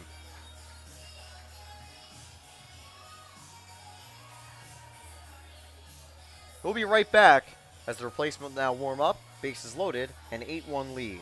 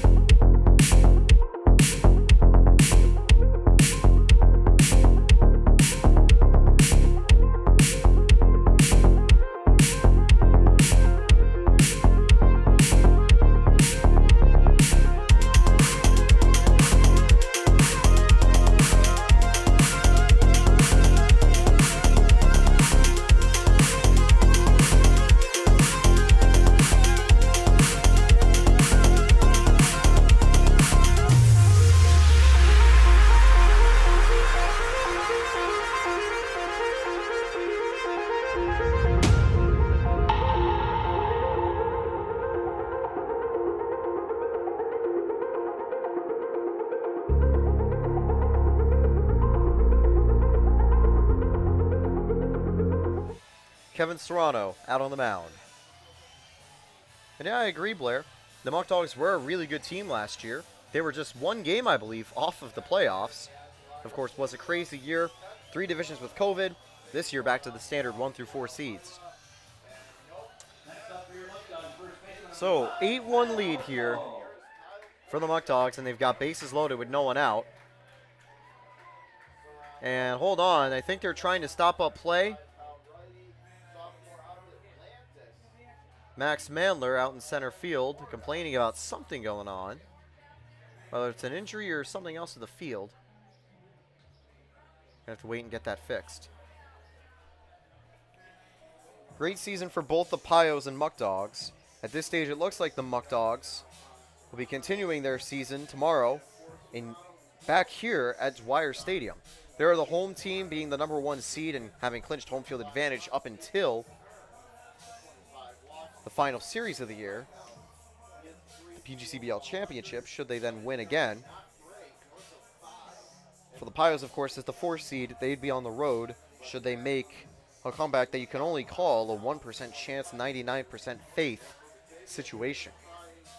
Anyway, Kevin Serrano, who's entered the game now for the Pios, has had a solid year as well. 5.72 ERA through 28 innings. One of the big moments was him going 4 2/3 alongside Braden Coletta to help make a combined no-hitter, 0-1 taken by Kyle Corso. He had a walk-in strikeout in his first 2 at-bats.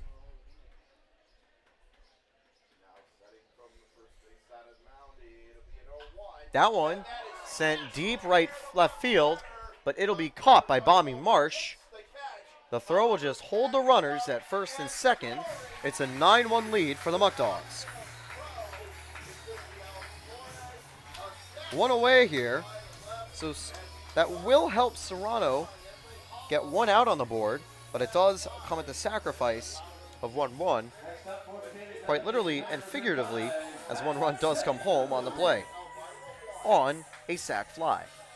Runners at first and second, 1 away, 4 outs, all except home. So now, Canoe against Serrano. So Canoe's going to send that one center field. Mandler under it. 2 away here. The throw to third won't get there in time. Runners at the corners.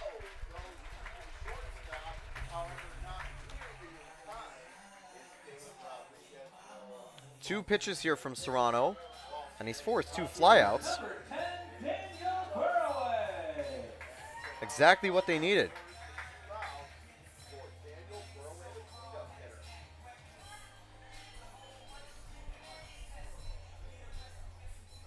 That brings up Burroway, who was a walk-in strikeout today. In fact, fun fact, every Batavia hitter has actually reached base at least once. Runner goes to second, but Evans holds it, 1-0. That's the smart thing to do here. Let Leadham get to second. Try to get Canoe out and make that stolen base. Don't matter. 1-0 here. That one's low. 2-0.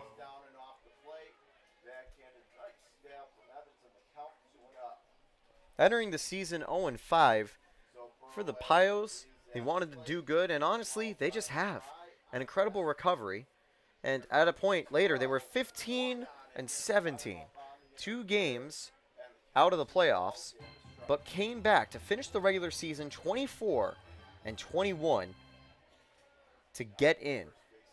An incredible final 13 to make what was a very hard playoff opportunity possible. That one gets through and 2-run score. It's an 11-1 lead for Batavia.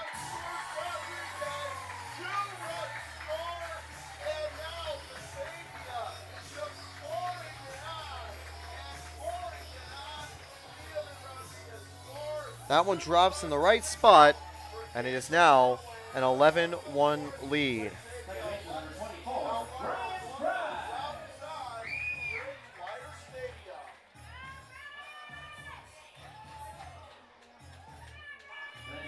Now, when it comes to a run-ahead rule, not sure if it applies in the playoffs, and certainly the Pios do not want this game to end early. They want to fight until the very end. This one taken outside, ball 1. But with 2 away here, it is now a 10-run deficit at Dwyer Stadium. Just tough day for the Pios as a whole. The Pios have done great to get this far, dealing with losses all around the team. Lucas Phelps departed early. Johnny Wall departed early. Tristan Champa departed early. Mike Sokol departed early. So did Gil Murad and Lucas Barube. My apologies. And they've still been able to keep a strong bond and keep fighting every day and every game. So even if the season looks like it'll come to an end tonight, what a year it has been for the Pios, as they have been able to get to the playoffs for the first time in a few seasons and give some beautiful moments throughout the PGCBL season. Tavia Nolan Sparks, just really good today. But the Pios can also still take the solace of that they added another earned run to Sparks' season. They're the only team that has been able to do that all year, giving him earned runs. I have to specify earned because, of course, there were a couple other runs, as now that's ball 4, 2 on, 2 away. And at this stage, you just got to keep Serrano in. No reason to try to change him here. He's doing well. That's just an unfortunate walk to Brian Fry. Aguila up.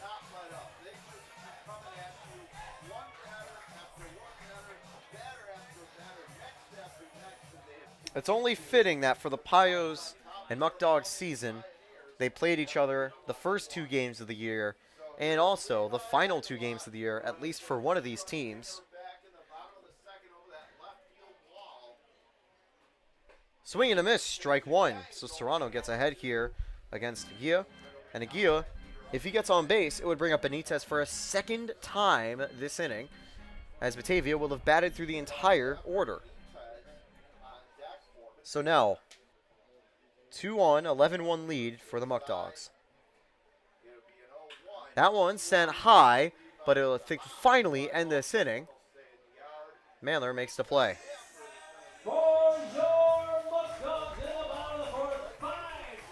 We'll be back at the top of the 5th inning right after this. Serrano gets some applause from his teammates after getting out of the jam. We'll be back with more Pios baseball right after this. Hi, I'm Bill Mullaney, president of SUNY Corning Community College.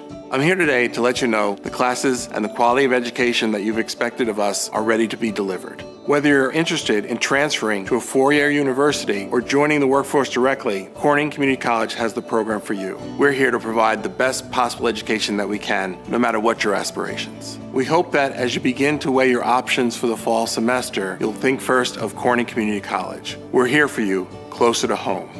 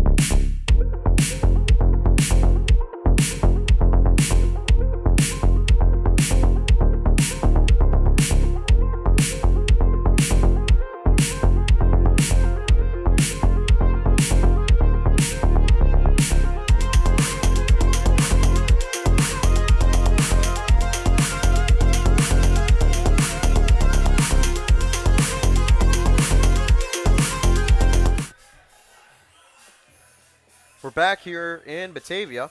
And by the way, good news, Pios fans. There isn't a run-ahead rule for the playoffs, so we will play the full 9 innings. Pios do have those chances to come back. It'll be Evans, Olsopsky, and Cooper Smith, the 3 due up for the Pios.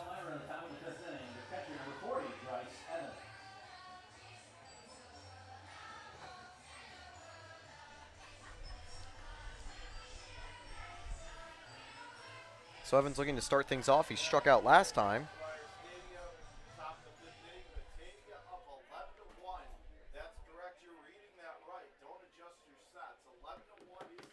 Fouled away, 0-1.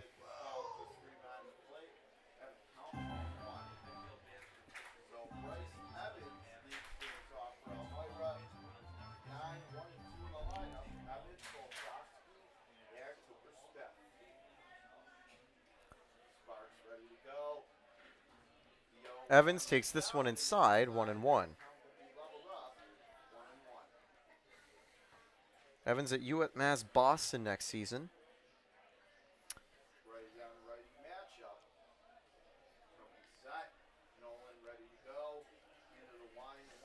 That one outside, ball 2.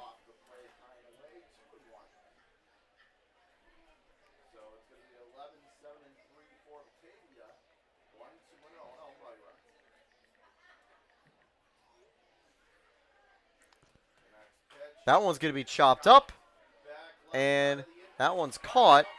And I'll say, Evans, I think he thought that was foul on that play. Looking at his reaction and late run. 1 away here, though.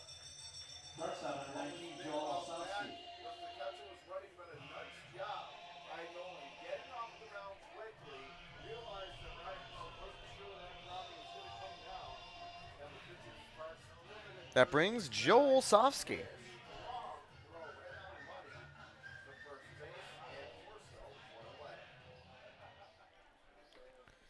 One away. That one taken for strike one.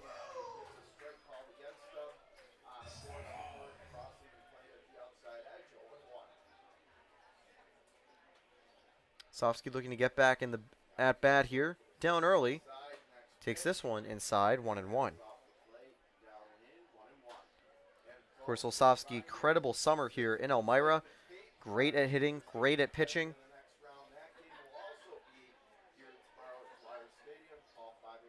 We'll be back at John Carroll next season. 2-1 taken here.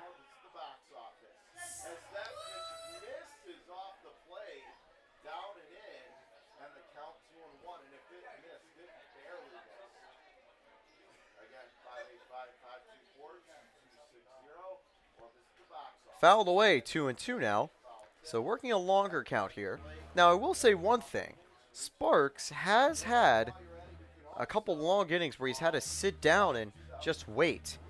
Now even though that gives him a chance to take a breather, it also can kind of tire you out. You have to then warm up and get your arm back ready for the next inning. So it can sometimes shorten your span in a game. And certainly with a lead like this, Batavia wouldn't mind pulling Sparks after he secures the complete quality start and maybe putting in a lower leverage guy to save the bullpen for tomorrow's game.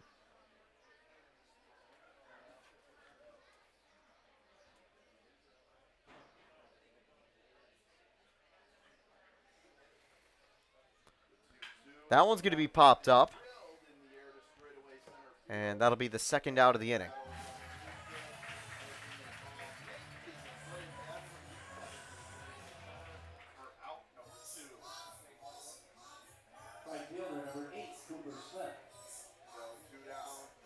Cooper Smith. Today he's got a walk-in strikeout. And back at the plate this time.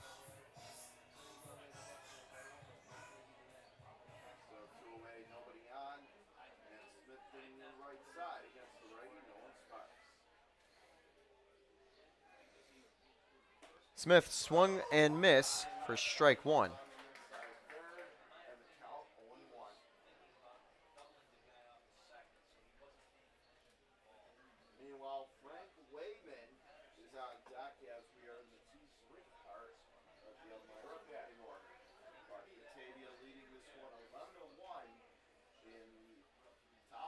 Just taking a break here, taking some time just to think it over again.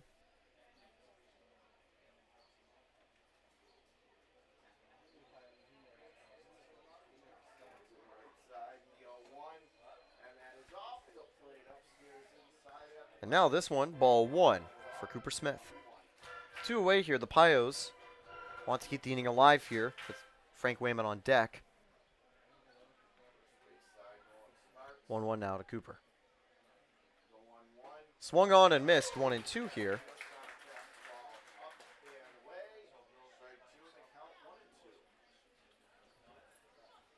.5:55 p.m. here in Batavia. Chance to try to get out of the inning. Swung on and missed. And Sparks gets the Pios out in order. We'll be back at the bottom of the fifth right after this. Hey fans, the Muckdog organization would like to ask you to help keep Dwyer Stadium clean by picking up your trash on the way out of the ballpark today and placing it. For more than a century, you've counted on Arnot Health. Counted on us to heal you, support you, encourage you, get you back on your feet. And for more than a century, Arnot has counted on you too. You're our community, our purpose, our passion. You're the reason we do what we do. Because giving our patients the best of ourselves is just who we are. Looking forward while embracing our legacy. Staying on the cutting edge while staying connected to our patients. Focusing on state-of-the-art procedures and the most effective care. At Arnot, we're nurses, doctors, and teams of other caregivers inspired by healing. We know your physical, emotional, and spiritual health are each part of the whole of you. To continue a tradition of medicine driven by compassion, teaching, and healing. That's why we're here. It's who we are. It's what we do.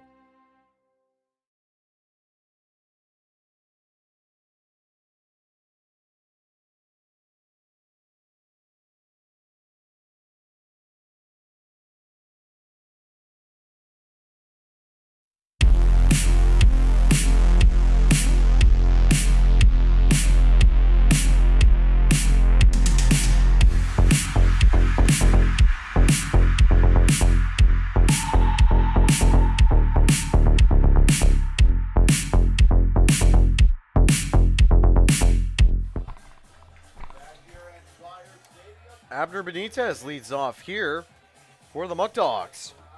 I'm Taylor Storthy.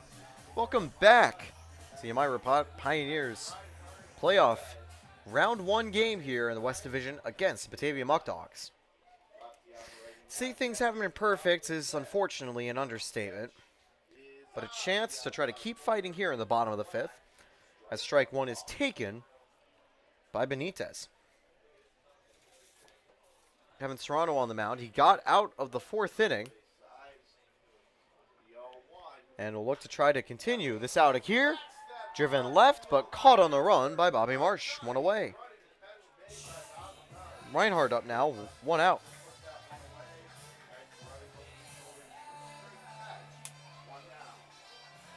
Next up for Batavia, the third baseman, number 9, Jerry Reinhardt.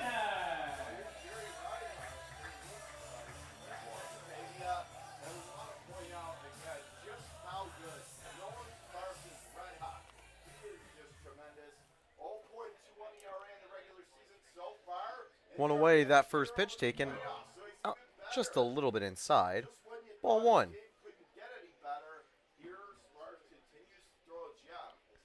So now the 1-0 here from Serrano. That one lands in the zone, 1-1.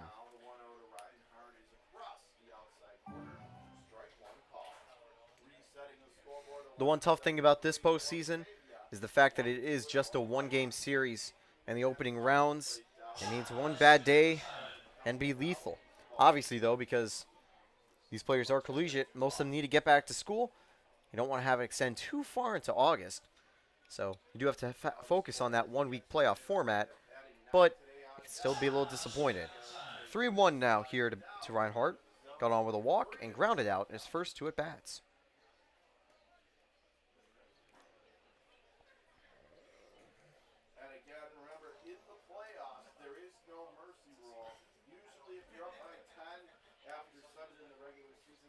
That one's popped up, and Olsovsky tracks it.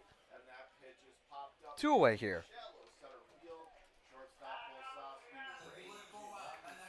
Torres will now step up here with 2 away. He's had 2 walks today.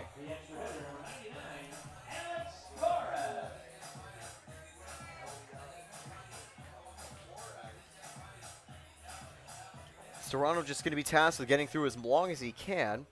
And I think as already mentioned, no run-ahead rule in the postseason, which means you do play to the end. The only thing that could potentially stop it would be weather. And taking a look at the forecast, we're going to be absolutely peach perfect in Batavia for the rest of the day. 1-0 here. That one's going to be grounded to Olsovsky and gets the final out of the inning. So Serrano, with a huge recovery here, goes 1, 2, 3 in the bottom of the 5th. Now we're ready to go in the 6th inning here. Sparks and the Muckdogs will be back on the mound.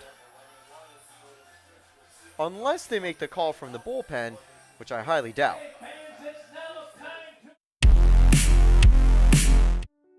Owned and operated since 1905. At the Hilliard Corporation, we've proven ourselves time and time again as the leading industrial manufacturer in the Elmira and Southern Tier region. We make the products you need with the quality you and your business deserve. Industrial clutches and brakes, drivetrain products, filtration equipment, engine starters, braking systems. We engineer, manufacture, and distribute them. All of the products we manufacture are designed right here, so we truly know the products we provide for you, inside and out. On top of being an industrial manufacturer, At the Hilliard Corporation, we also serve as a weld shop and machine shop. We specialize in creating custom parts and pieces to fit particular and uncommon applications. The secondary location is the home of the drivetrain division, where products for Polaris and other vehicle manufacturers are made. This is a high-volume, celled manufacturing plant that produces thousands of parts daily. Over time, Hilliard's product line has diversified, but our company has stayed true to our Elmira roots. Today, Hilliard maintains its original location while continually expanding its motion control and filtration product lines in the Elmira area. Hilliard designs and manufactures. Top of the sixth underway. Welcome back to Pioneer Baseball. I'm Taylor Storthy. Pioneers trail by 10, and they've got 4 innings to go. Wayman's going to lead off here tonight. He is 1 for 2. This one's going to be sent deep center field. That one's going back. The catch not made. It rolls to the wall. It is another double for Frank Wayman.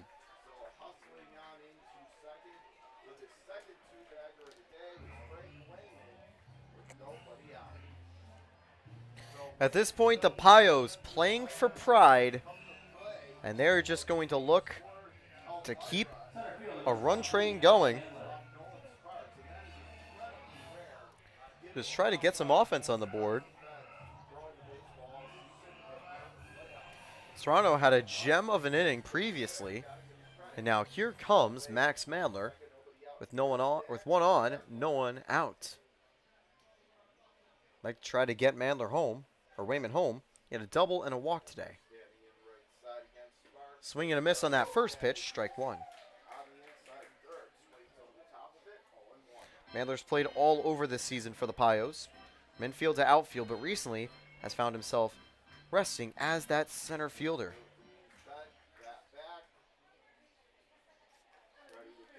Now here's the 0-1 with Wayman in scoring position. 0-2 here taken, right down the middle.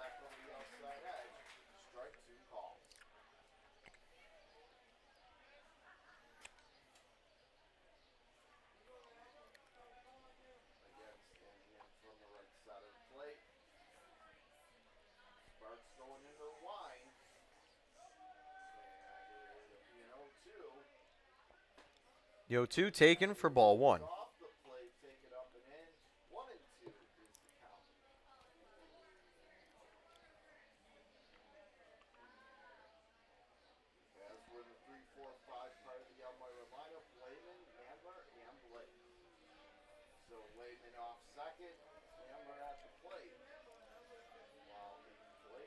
So now 1-2 here for Mandler with Wayman.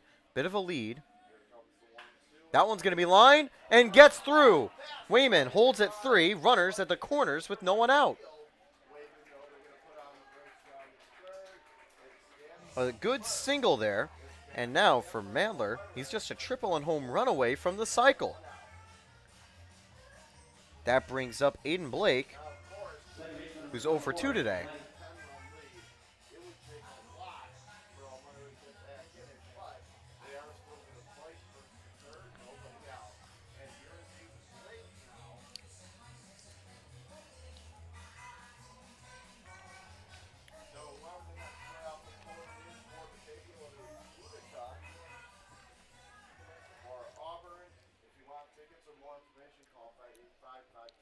So Aiden Blake at the plate here.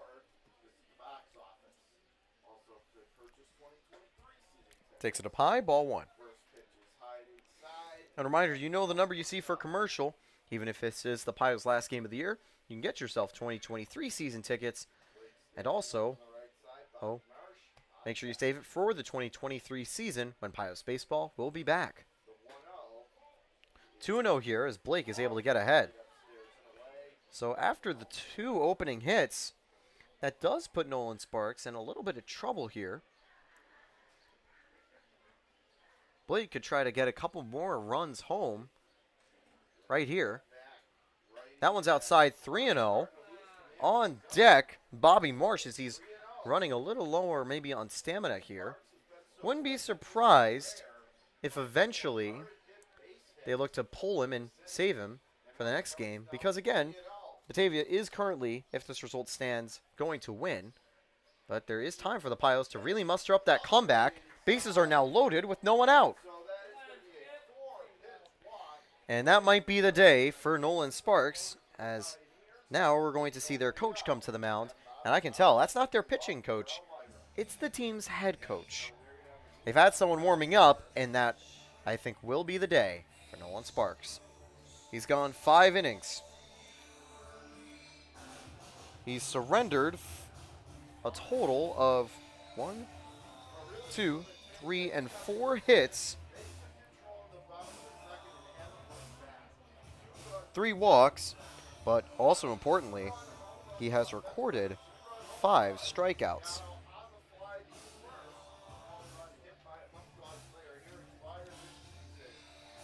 Responsible for all the current base runners. And Sparks looks like he will be now done for the day.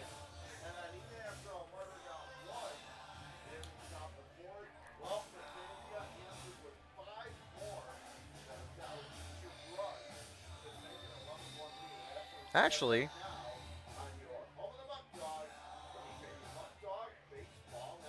no, he's not done yet. He was just out there for a word. Got confused as the guy from the bullpen also left. So now the bases are loaded, no one out. Here comes Bobby Marsh. We usually see their coach come out to do a pitching change. That was just a conversation. So now, here's the first pitch for Bobby Marsh. Swing and a miss, strike 1. A little too aggressive on that one, as that one just curves inside.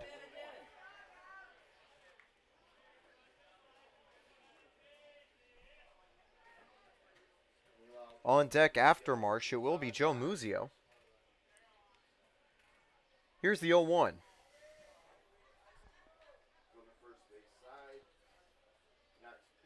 That one's low, ball 1.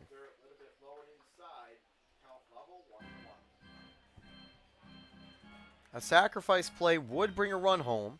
That's all Bobby Marsh needs to do to have a successful at-bat. He also would definitely love it if he could get on base with a walk or a hit. Now 1-1.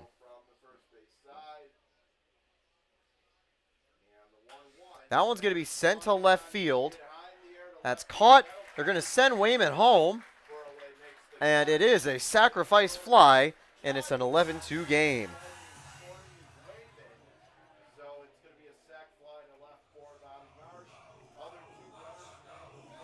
Runners now, first and second, 1 away.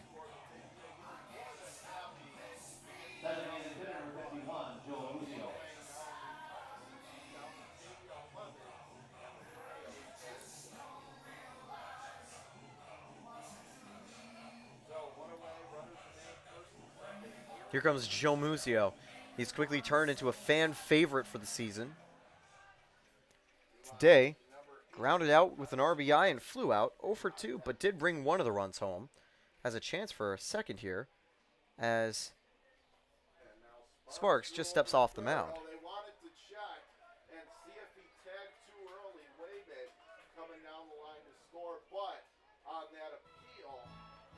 So yeah, they were just checking if Wayman forgot to tag.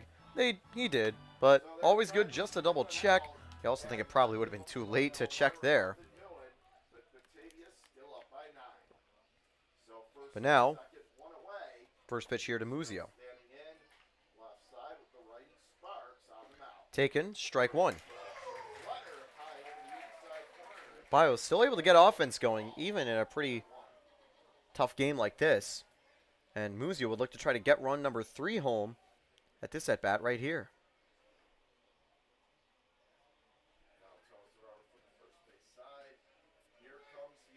That one inside, ball gets away. Runners at second and third.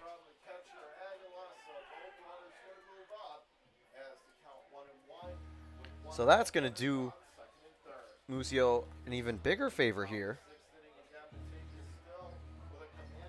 With 2 now in scoring position. On deck is Shimoleski, who would also like to try to get something going. Scored a pass ball on the play.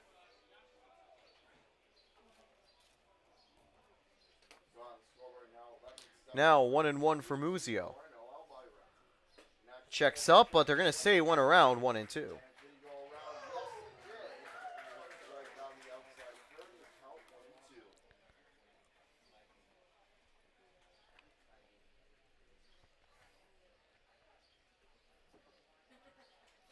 Two on here. Things have settled down a little bit at Dwyer Stadium. And swing and a miss. Sparks gets a big strikeout, 2 away.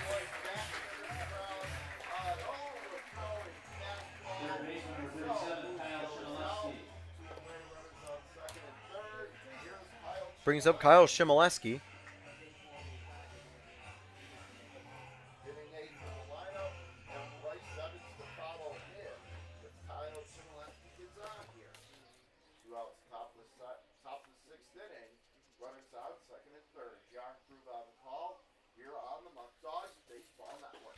That one taken outside, ball 1.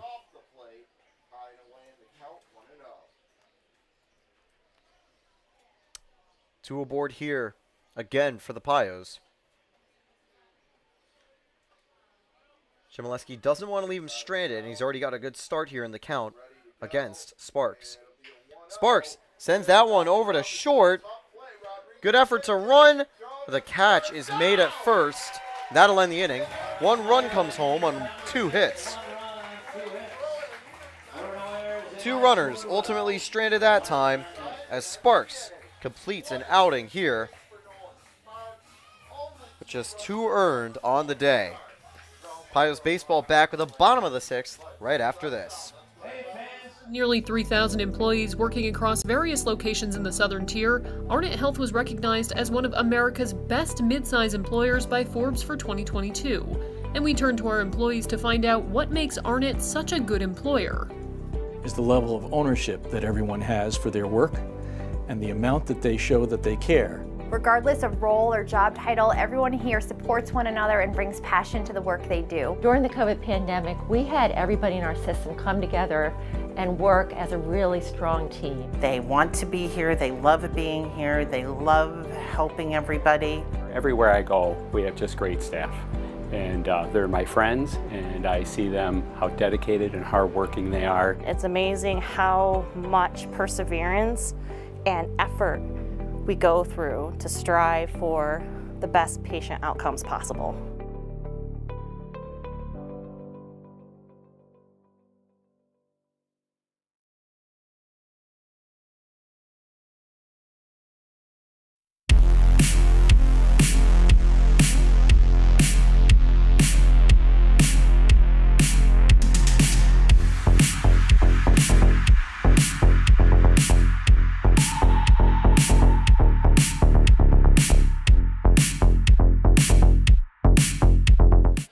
Rodriguez leading off here in the bottom of the 6th.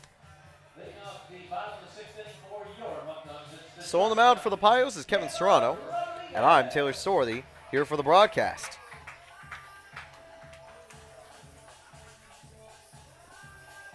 (11-2) lead for the Muckdogs. Kevin Serrano kept him in check last inning and wants to do the same here.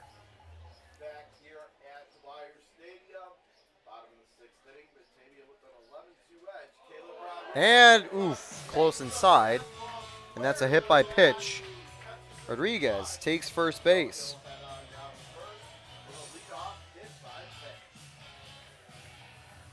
Runner on, no one out. That's going to bring up Leadham again. Leadham not leaded him off, but he'll be second in the order this inning. 2 flyouts and a walk today.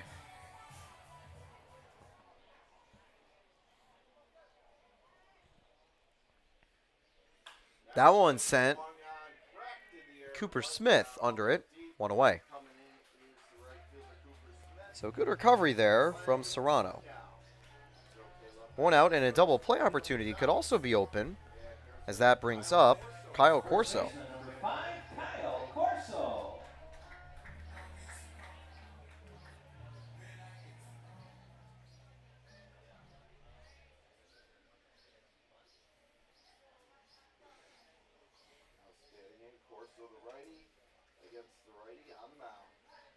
Corso takes this one Ooh, strike one.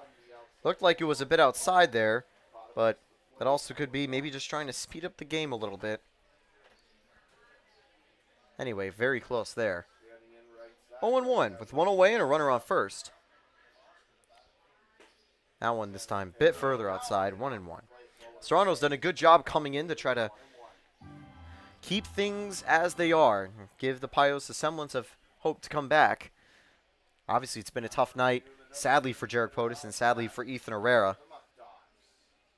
But Serrano finding a little more luck here. This one's popped up, Wayman under it. And makes the catch, 2 away.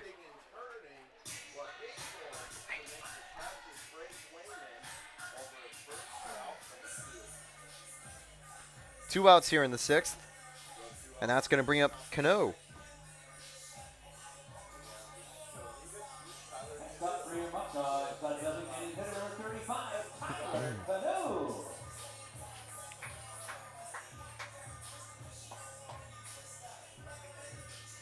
Cano today, 1 for 3 with an RBI.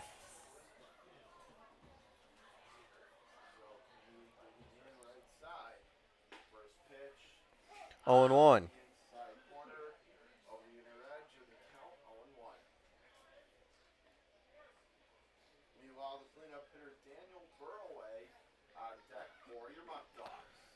The 0-1 driven deep center field, but not deep enough for Mandler. He's going to be there and makes the catch. One runner will ultimately be stranded on that hit by pitch, and another clean inning from Serrano. Top of the 7th coming up right after this. I'm Taylor Storley, and you are watching Elmira Pioneer Baseball. With Shimon Canal's mobile banking services, you can get back to doing what you love most faster. At Shimon Canal, you chart your course and we'll help you get there. Shimon Canal Trust Company, member FDIC, equal housing lender.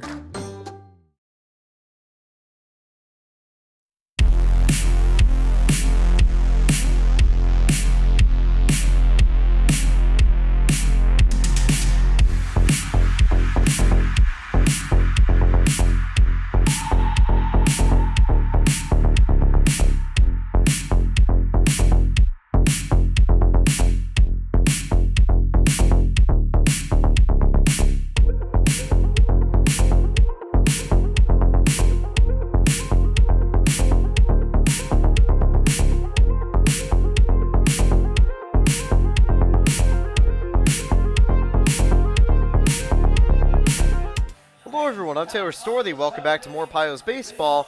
And rule number 1 is that you definitely should wait before accepting what I say for granted, because I was wrong. They are not pulling Nolan Sparks. He is back out here for the top of the 7th. I thought for sure he was done after the 6th. But you know what? He's going to keep going, and fair play to him.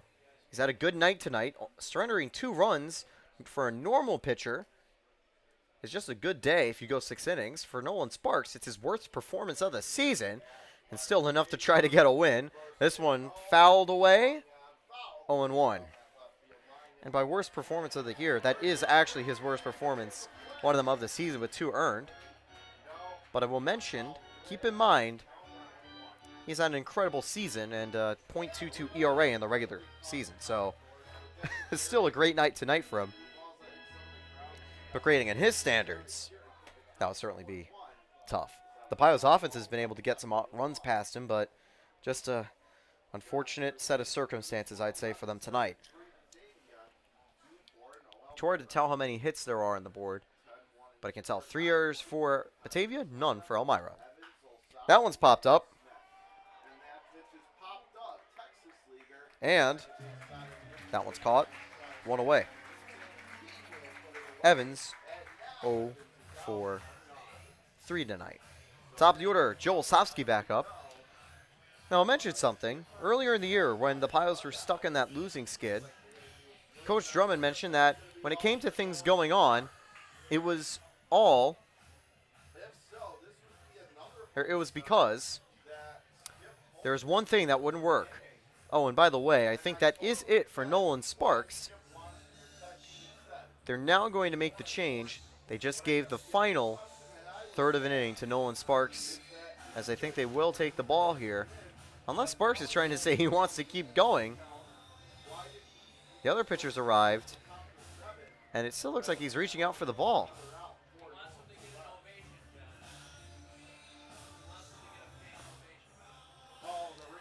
Looks like they might be waiting for a fan standing ovation, as depending... so that's the reason. It looks like they're trying to get him a standing ovation here at Dwyer Field as he finishes his season.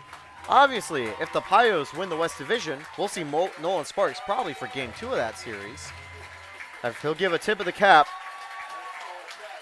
The PGCBL Pitcher of the Year is officially done for the day. 6 1/3.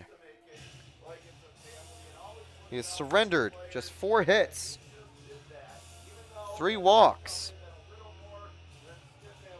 He's gotten 6 strikeouts, 2 earned on the day. Another successful quality start, and we will be right back when a new pitcher will face off against the Pios top of the order.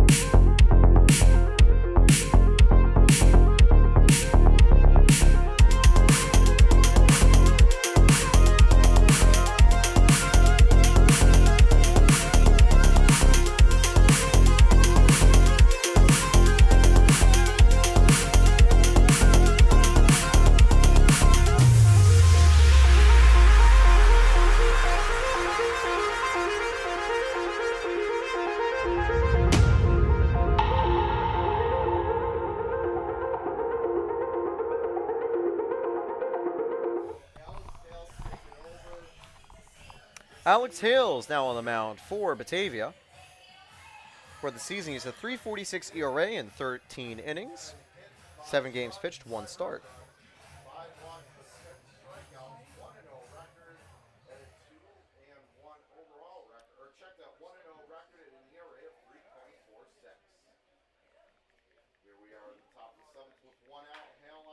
That one fouled away. 0-1.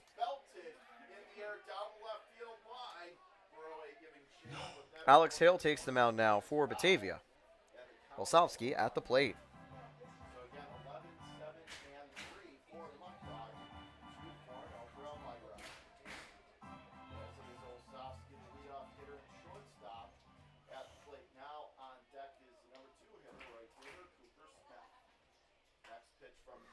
Now fouled away. It's 0-2 again. So Olsowski down early in this at bat. Cooper Smith on deck for the Pios. He'll get a shot this inning.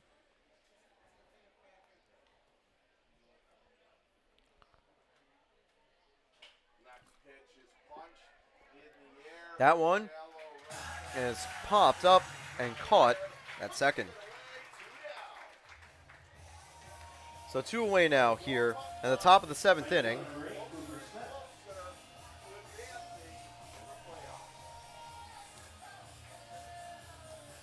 By the way, Alex Hale is pitching, just so you guys can, hear it on the stream. 0-2 here for, now, 2 away here for Cooper Smith.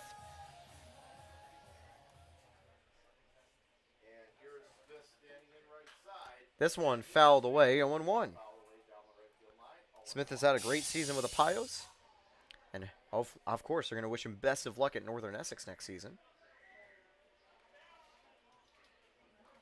So for Batavia, on the scoreboard, 2 runs in the second, 4 in the third, 5 in the fourth. For Elmira, 0-1. That one's taken. Strike 2 here. Hale gets Cooper Smith and the Pios down to their last strike here in the top of the 7th.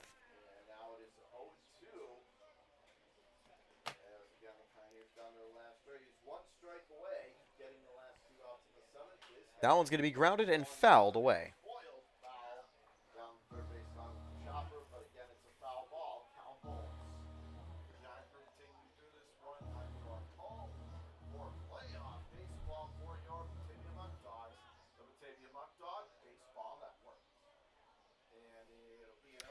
The 0-2, that one's going to be grounded to Hill, and that will end the inning with the throw made on time.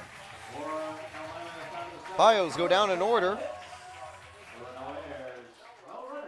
Sparks got out number 1. Hill got the next 2. Pios baseball will be back right after this break as we go to the bottom of the 7th. Hi, I'm Bill Mullaney, president of SUNY Corning Community College. I'm here today to let you know the classes and the quality of education that you've expected of us are ready to be delivered. Whether you're interested in transferring to a 4-year university or joining the workforce directly, Corning Community College has the program for you. We're here to provide the best possible education that we can, no matter what your aspirations. We hope that as you begin to weigh your options for the fall semester, you'll think first of Corning Community College. We're here for you, closer to home.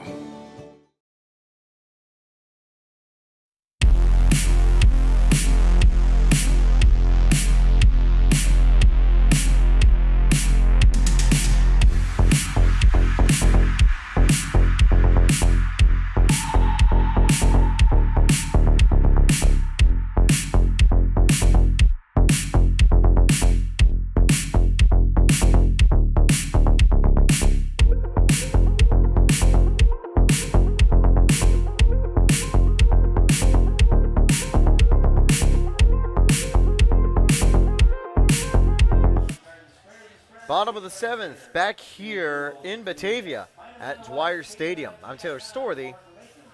That's the final warm-up pitch from Kevin Serrano, who is still on the mound for the Pios. He's pitched the last few innings, and will continue here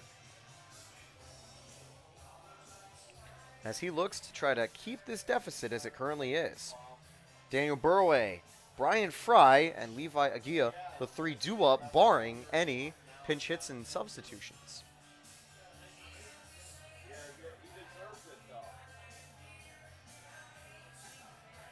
So waiting to see what was going on here. There's a delay for the Muckdog hitters.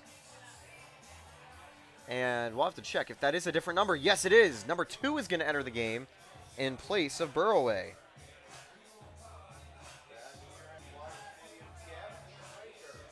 It's Gavin Schrader.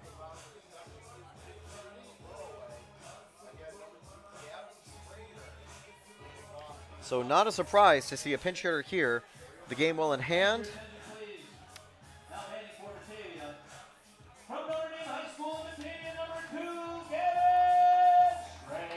Batavia's coach making the change here to give a few of the other players an opportunity to play in a PGCBL playoff game. That one's going to be lined for a base hit. Tapped down by Olsovsky. Actually not tapped. Gets through for a double.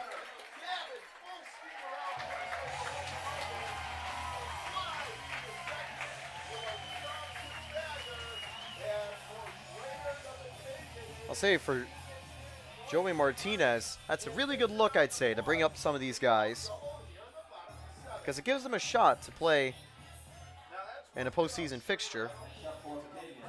The Italian football national team coach had mentioned that Roberto Mancini had actually made, I think, a couple substitutions in one of the Euro games recently to give a few of the players the opportunity to play in an international tournament when a game was very well settled. Because it's always a good opportunity just to play at that period. So just at any tournament, at any level. Because sometimes if you're on the bench, you really won't get a shot because you do have close games. But it's a fun chance to get people some postseason at-bats here. 2-0.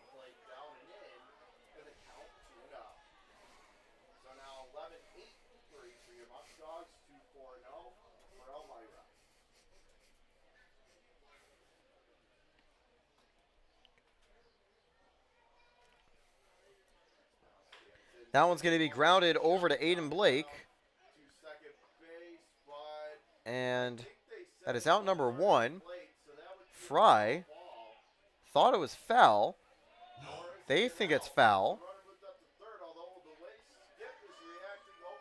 So Fry thought it was foul. The coach thought it was foul. The only person who didn't was Burroway, who just got to third. So one away here. I think that definitely was a fair ball, especially as that was what call that happened for the Pios a little bit earlier with Bryce Evans. But they do get a runner in scoring position with one away. Looks like Gia's still up here. He's already got a home run today. 1-0 taken high. It was that home run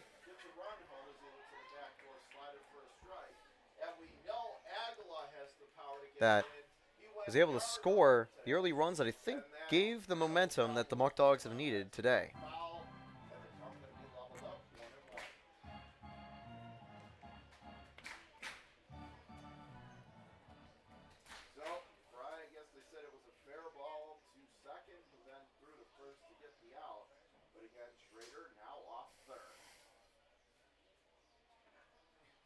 Now 1-1. Agia takes this one high, 2-1.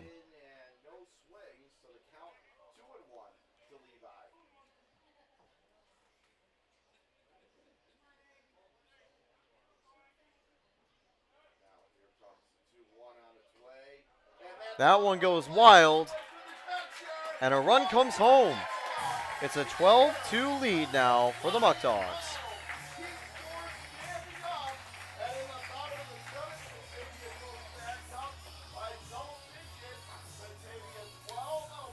Three 3-1 count here. Base is empty.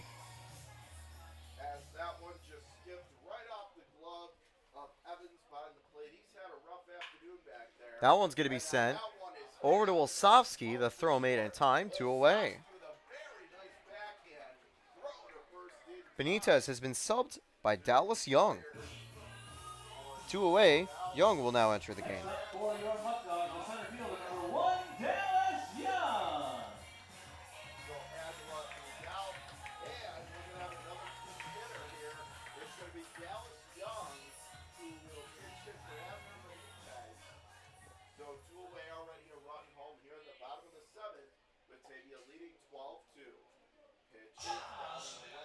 Want to know here.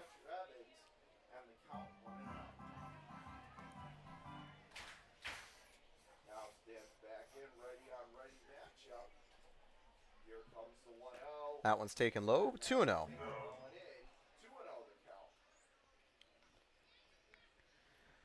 By the way, Dallas Young in the regular season has the worst average for the Batavia Muckdogs.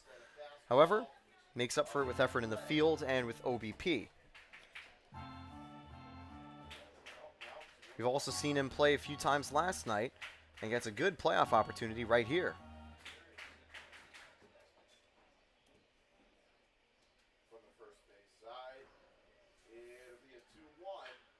That one's going to be grounded.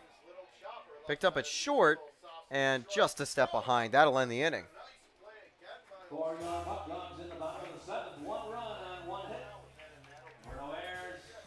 We'll be back now in the top of the 8th. More Pios baseball right after this.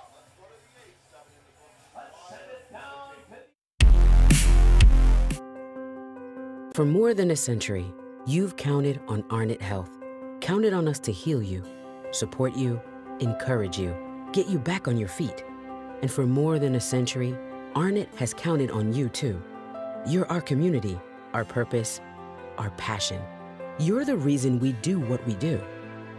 Because giving our patients the best of ourselves is just who we are. Looking forward while embracing our legacy. Staying on the cutting edge while staying connected to our patients. Focusing on state-of-the-art procedures and the most effective care.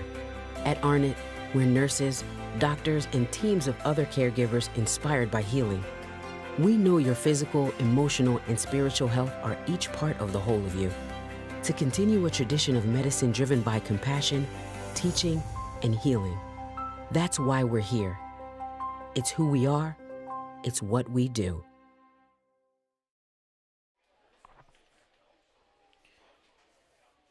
So we're back here. Pitcher warming up. We will actually take another break while he finishes warming up here in Elmira. 12-2 still the score.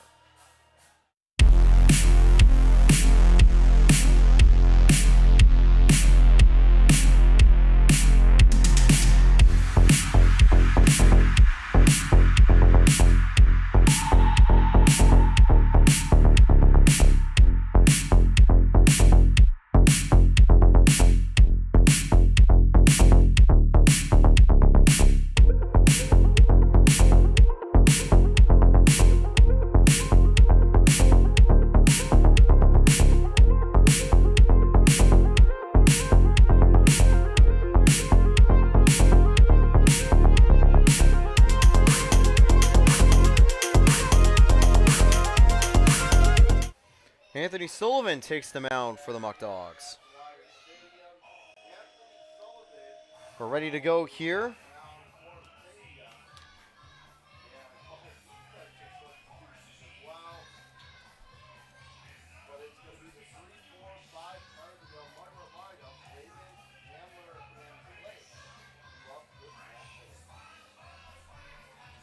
Leading off for Elmira in the top of the eighth, first baseman number 33, Frank Wayman.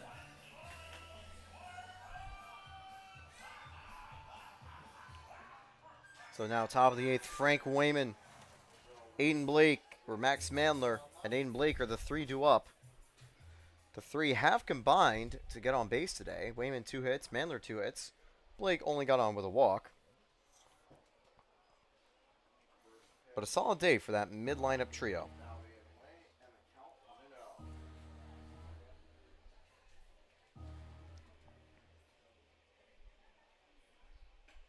Inside, 2-0 here. Anthony Sullivan on the mound. 13 2/3 innings pitched. 16 strikeouts to 5 walks. He's pitched 9 games in total. He's going to be tasked with just trying to keep this, well, relatively easy lead to defend. Pios hitters just going to try to get anything here late in the game. Strike one taken. Strike one call. Some numbers for Sullivan, 5.26 ERA, 3-1 from Sullivan, and that is ball 4 to Frank Wayman. and 5 walks, 16 strikeouts, 1 walk. Although that could be 6 walk out of your pitch up and in, and when you have a big lead like this, that's not what you want to do. Walk the lead off guys like you did up and in. I'll mention that very well could be Wayman's last at bat as a Pio. Ends the day very well, really giving it his all in the playoffs tonight. Here's Max Mandler, who's done the same. He's reached base every single time today and takes it for 0-1. So Mandler has been on base 3 times already. Each time he's come up, Lemon takes the lead off first. Here comes the 0-1. Swing and a miss, 0-2, fooled by the off-speed pitch there. And, of course, Blake on deck afterwards. We'll have him running on first. Mandler would like to try to keep that on-base streak alive here in the game. That one's going to be grounded over to short. They pick 1 and 2. So it is a 6-4-3 double play that clears the bases. 2 away now for Aiden Blake.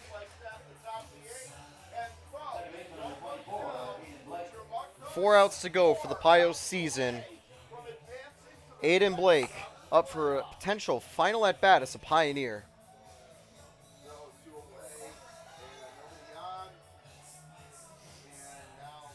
Of course, could see plenty of the Pioneers return next season, like Bobby Marsh did the year before, who is also going to be on deck and have a shot in the bottom or top of the 9th.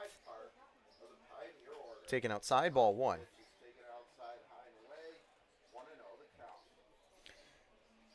Arnot Health, the Cynic sponsor. Again, thank you to all the sponsors this season, again, for the Pioneers, helping make this season possible. And what a season it's been. Great regular season, comeback to get into the playoffs with some clutch wins and an incredible end-of-season run of form. And to close it off against one of our big rivals and sister teams in some fun games, Blake slams his bat in disappointment as he flies out to right. 1, 2, 3 after a double play. The Pioneers go down in order. They now have 1 more inning to pitch before last chance saloon, and I wonder whether they'll bring back Serrano or maybe just give someone else a shot on the mound. Serrano probably has the energy, but they could also choose just to give someone else 1 inning just for fun here. We'll wait and see. We'll be back. More Pios baseball after this. With nearly 3,000 employees working across various locations in the Southern Tier, Arnot Health was recognized as one of America's best mid-size employers by Forbes for 2022. And we turn to our employees to find out what makes Arnot such a good employer. Is the level of ownership that everyone has for their work and the amount that they show that they care Regardless of role or job title, everyone here supports one another and brings passion to the work they do. During the COVID pandemic, we had everybody in our system come together and work as a really strong team. They want to be here, they love being here, they love helping everybody. Everywhere I go, we have just great staff.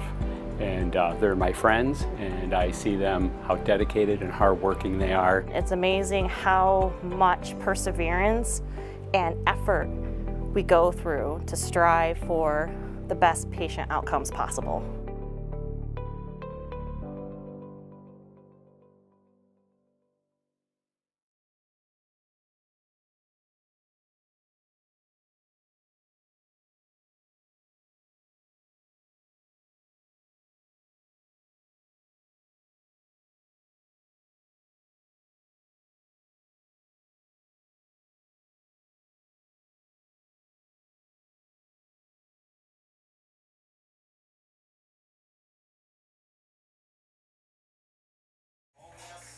Bottom of the 8th underway. Dotson gets a shot here as he replaces Reinhardt. Kevin Serrano still on the mound.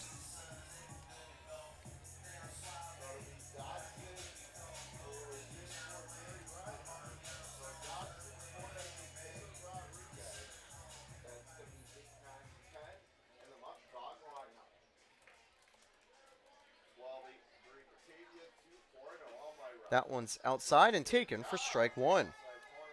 Just getting on the corner.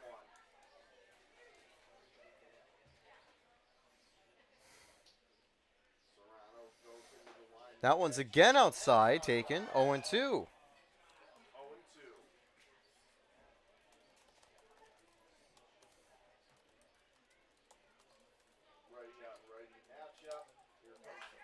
That one's going to be sent over to Bobby Martian left. One away. Bottom of the 8th underway with a quick out. And let's see. Torres now up here with one away.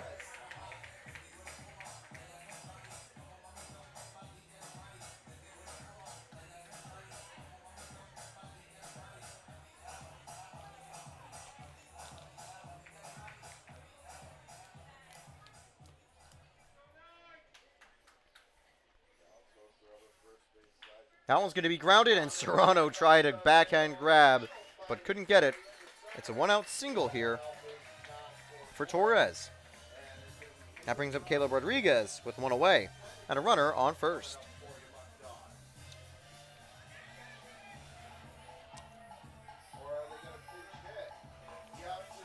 They are actually pinch hitting.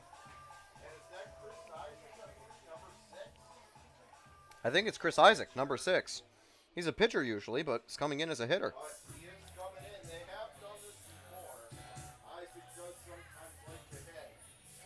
And your attention, please, now pinch hitting for Batavia. Number 6, Chris Isaac. Isaac now batting for your Batavia Muckdogs. Chris Isaac now at the plate. Runner on first and one away. First pitch. Swing and a miss, strike one.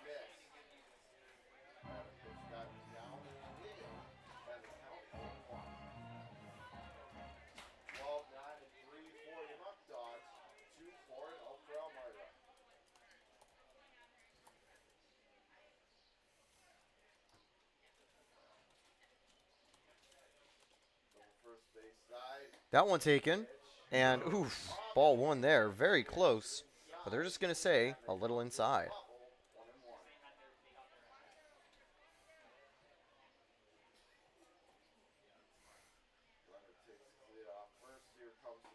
Swing and a miss, 1-2 here.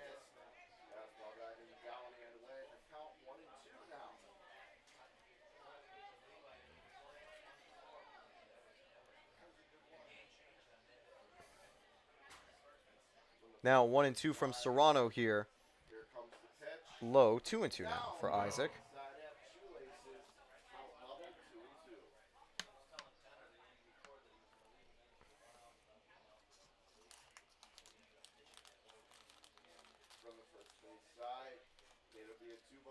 That one's going to be grounded and fouled away.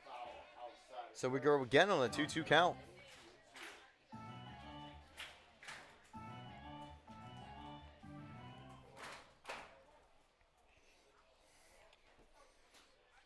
Standing in from the right side. It'll be a 2-2. That one sent foul again. Or did he get a foul piece to stay alive? Yes, he did. He got a piece to stay alive. So the count gonna hold at 2-2. So Isaac lives in on the pitch.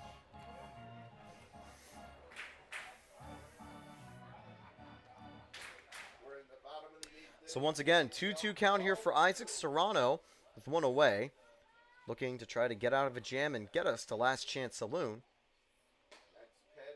Inside ball 3, close one there. Off the plate up and in, and the count 3 balls, 2 strikes.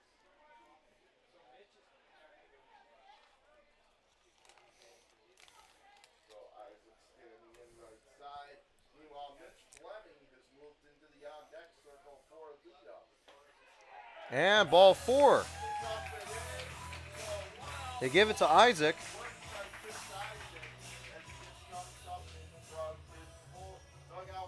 And that's going to bring up Leadham, although I think he might have also been pinch hit for.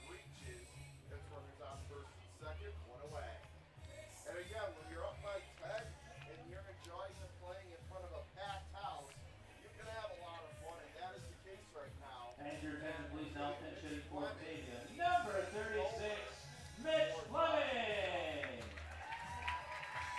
So we're now going to see number 36, Mitch Fleming, come in.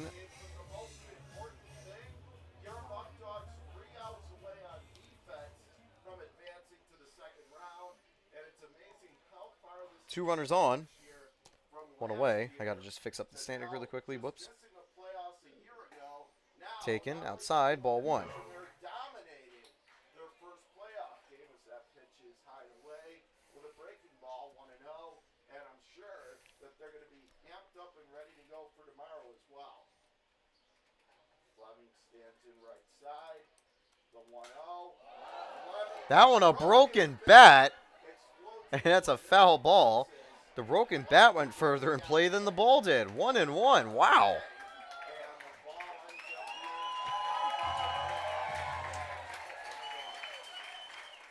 And he's going to get an ovation for that from the Batavia crowd. Fleming started last night behind the plate and lost that bat right there.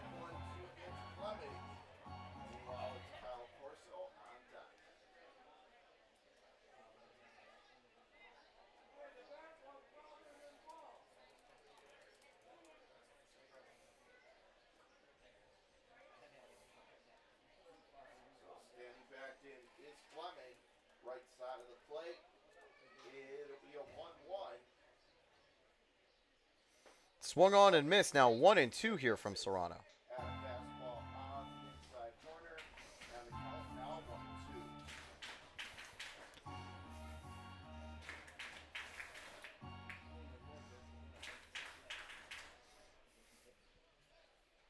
From the first base side of the rubber, it'll be a 1-2.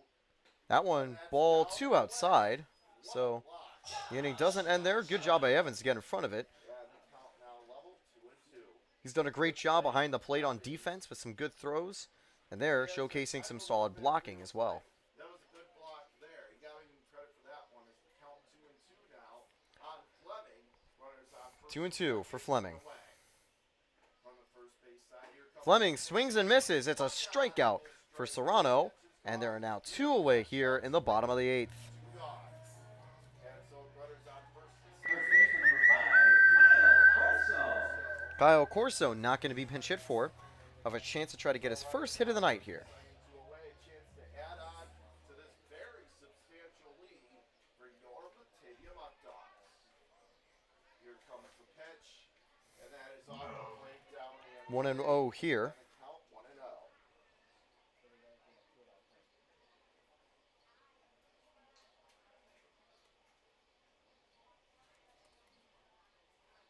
So again, from the first base side of the rubber. That one then taken outside.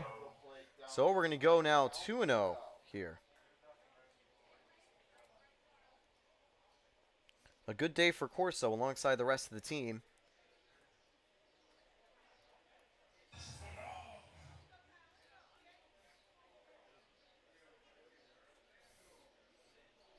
And now the 2-0 from Serrano. Runners go.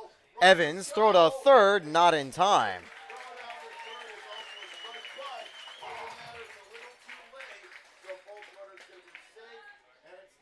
Both runners steal there, and runners both in scoring position with 2 away.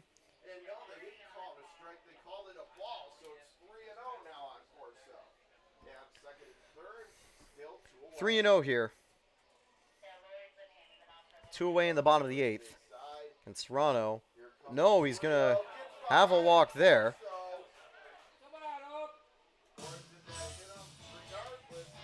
No matter what, it's a walk. Doesn't matter if it's not a hit by pitch.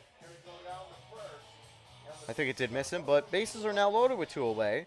Serrano needs one more out before entering last chance saloon and the top of the 9th inning.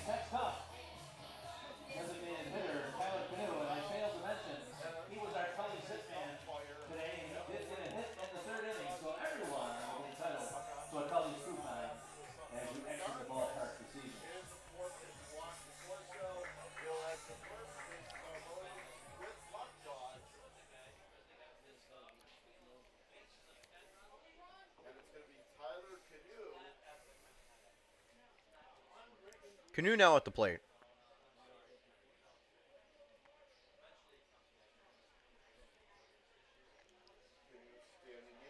He's 1 for 3 today with an RBI single. 1-0.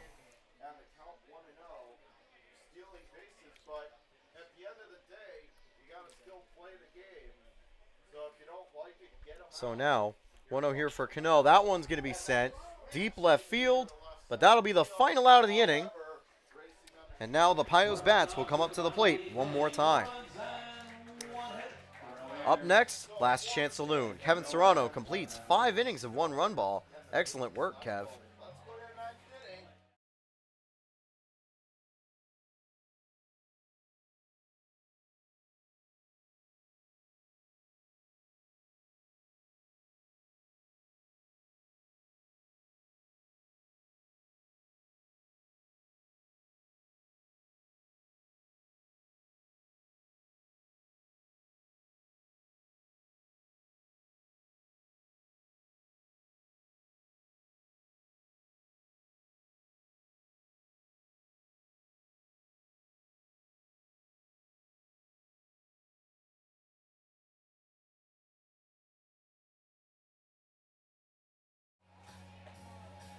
Touching me, a touching you.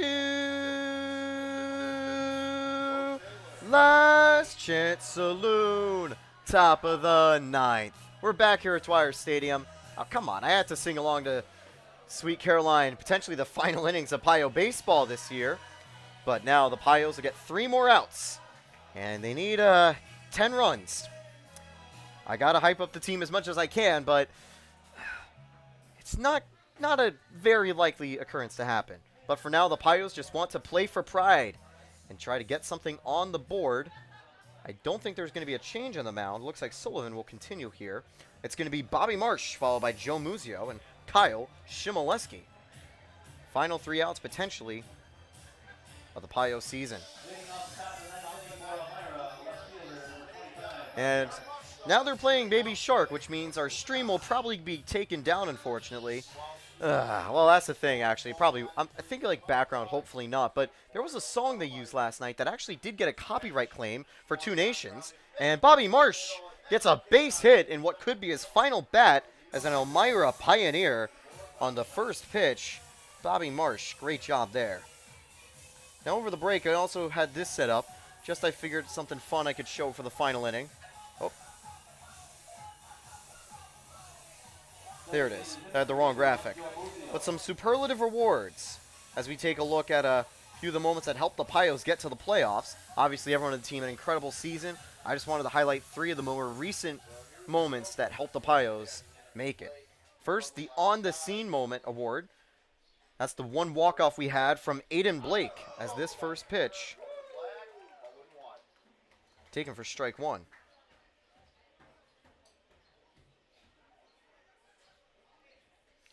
That was a big walk-off from Aiden Blake there as Muzio takes this one outside, 1-1.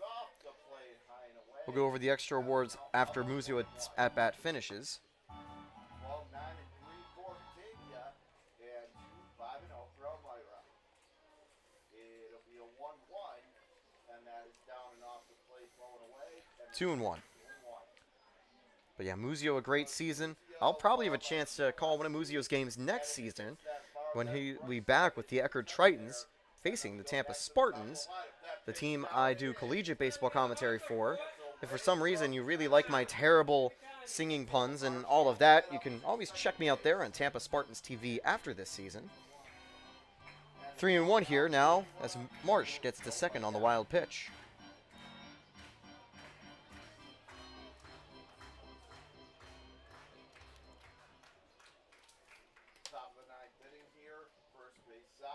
That one's going to be grounded and foul.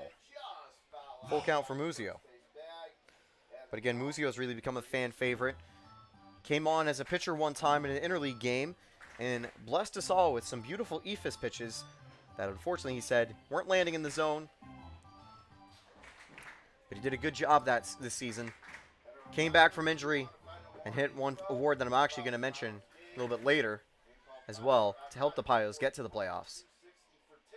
On the full count, Muzio sends one high, deep right field, and caught at the wall. Marsh tags up.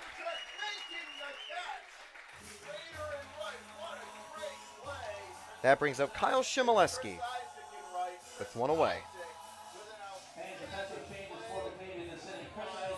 Shame is hoping that would be Muzio's third homer of the year, but what a play there. Next award we'll give Muzio's second home run of the season against Geneva. I call it the pump it up score of the year. The biggest runs you could say. It gave the Pios a 2-run lead they would keep. Shimoleski's last at bat might be over on this first pitch. Caught in right, but can it bring a run home? Yes! Shimoleski ends his season with a sacrifice fly. And also, by the way, Muzio's flyout helped manufacture that run, so he can still, I think, be quite satisfied with that. Evans up with 2 away here, and the bases empty. It's a 12-3 lead right now for the Muckdogs.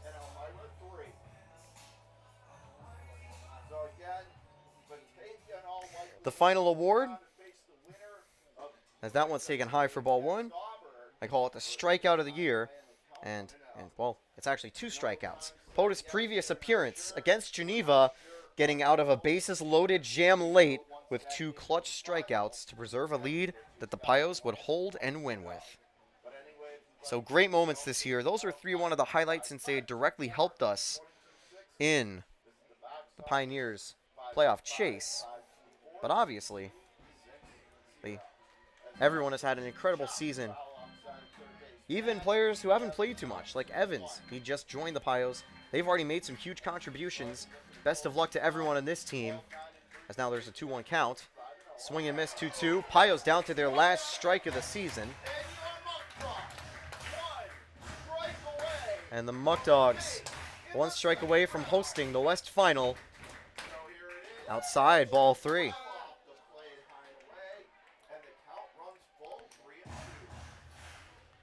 But again, a great season for the Pios. Will it end on this pitch? That one sent foul.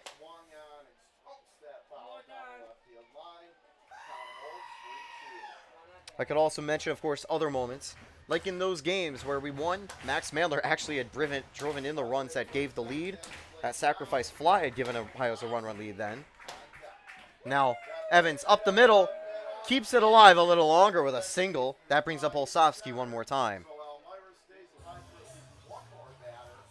And of course, I couldn't mention great players for the Pios without including Olsovsky. Throwing 90 in a bullpen to becoming the team's key reliever and would have likely been the playoff ace if we were able to come on top here. Now, obviously still a chance, but the win probability is frighteningly low. But can Olsovsky try to keep this dream alive? This one popped up. It's caught, and Batavia moves on.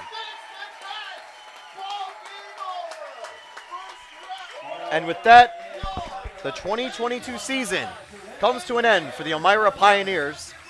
24-22 is their technical record, but they finish as the 4th seed in the West. A first-round playoff exit to the best team in our division, but it was the first playoff berth in a 5-year span, and again, another 5-year span since the team's over 500 record. What a year for Coach Drum, Coach Brian Dro, Coach Billy Wilderman, Coach Eugene Barber, and the rest of the boys. From tonight's starters, Ethan Herrera, Jarek Podest, Kevin Serrano, to others like Zeev Gar, Tristan Champa, Mike Sokol, Xander Birch, Nick Ficcaro, Joe Olsofsky, and many others. I'm going to not have enough time to name everyone. To people in the field, from the catchers, Barton, Cena, and Evans, over in corner infield, Marsh, Muzio, Hanley, Wayman. Shimoleski was there the final game. Middle infield, Aiden Blake, Joe Olsofsky, well again, and others in the outfield, players like Zach Odom, Cooper Smith, Max Mandler. All these guys and more making so many contributions this season for the Pios. And that'll be my final time coming up signing off with the Pios. 12-3 will be the final victory here. Batavia moves on. They will face the winner of the game between Utica and Auburn. And quickly, let me give you an update on that game between Utica and Auburn. It's currently tied in the top of the second. And make sure you check out my colleague, John Karuba's broadcast tomorrow when the West Division Final takes place. Because, well, he'll be streaming it live here at Dwyer Stadium as the Muckdogs had home field advantage and will maintain it entering the next round. Still a great game, great season for both teams. Best of luck to Batavia as the season progresses, and Elmira can enjoy some long-deserved rest, potentially with one final game of Bus Mafia. But what a season it has been. I'm Taylor Storthy, and I'm not sure if I'm going to be back in Elmira next season. At this point, I would say sadly probably not. But thank you again for tuning in. One thing you can be sure of is that this will be the place for Pios baseball next season, this YouTube channel. So you won't have to go scrambling for finding a new source next year. It'll be easier to find. Thank you again for watching. Enjoy the off season. Congratulations again to Batavia. I'm Taylor Storthy, signing off.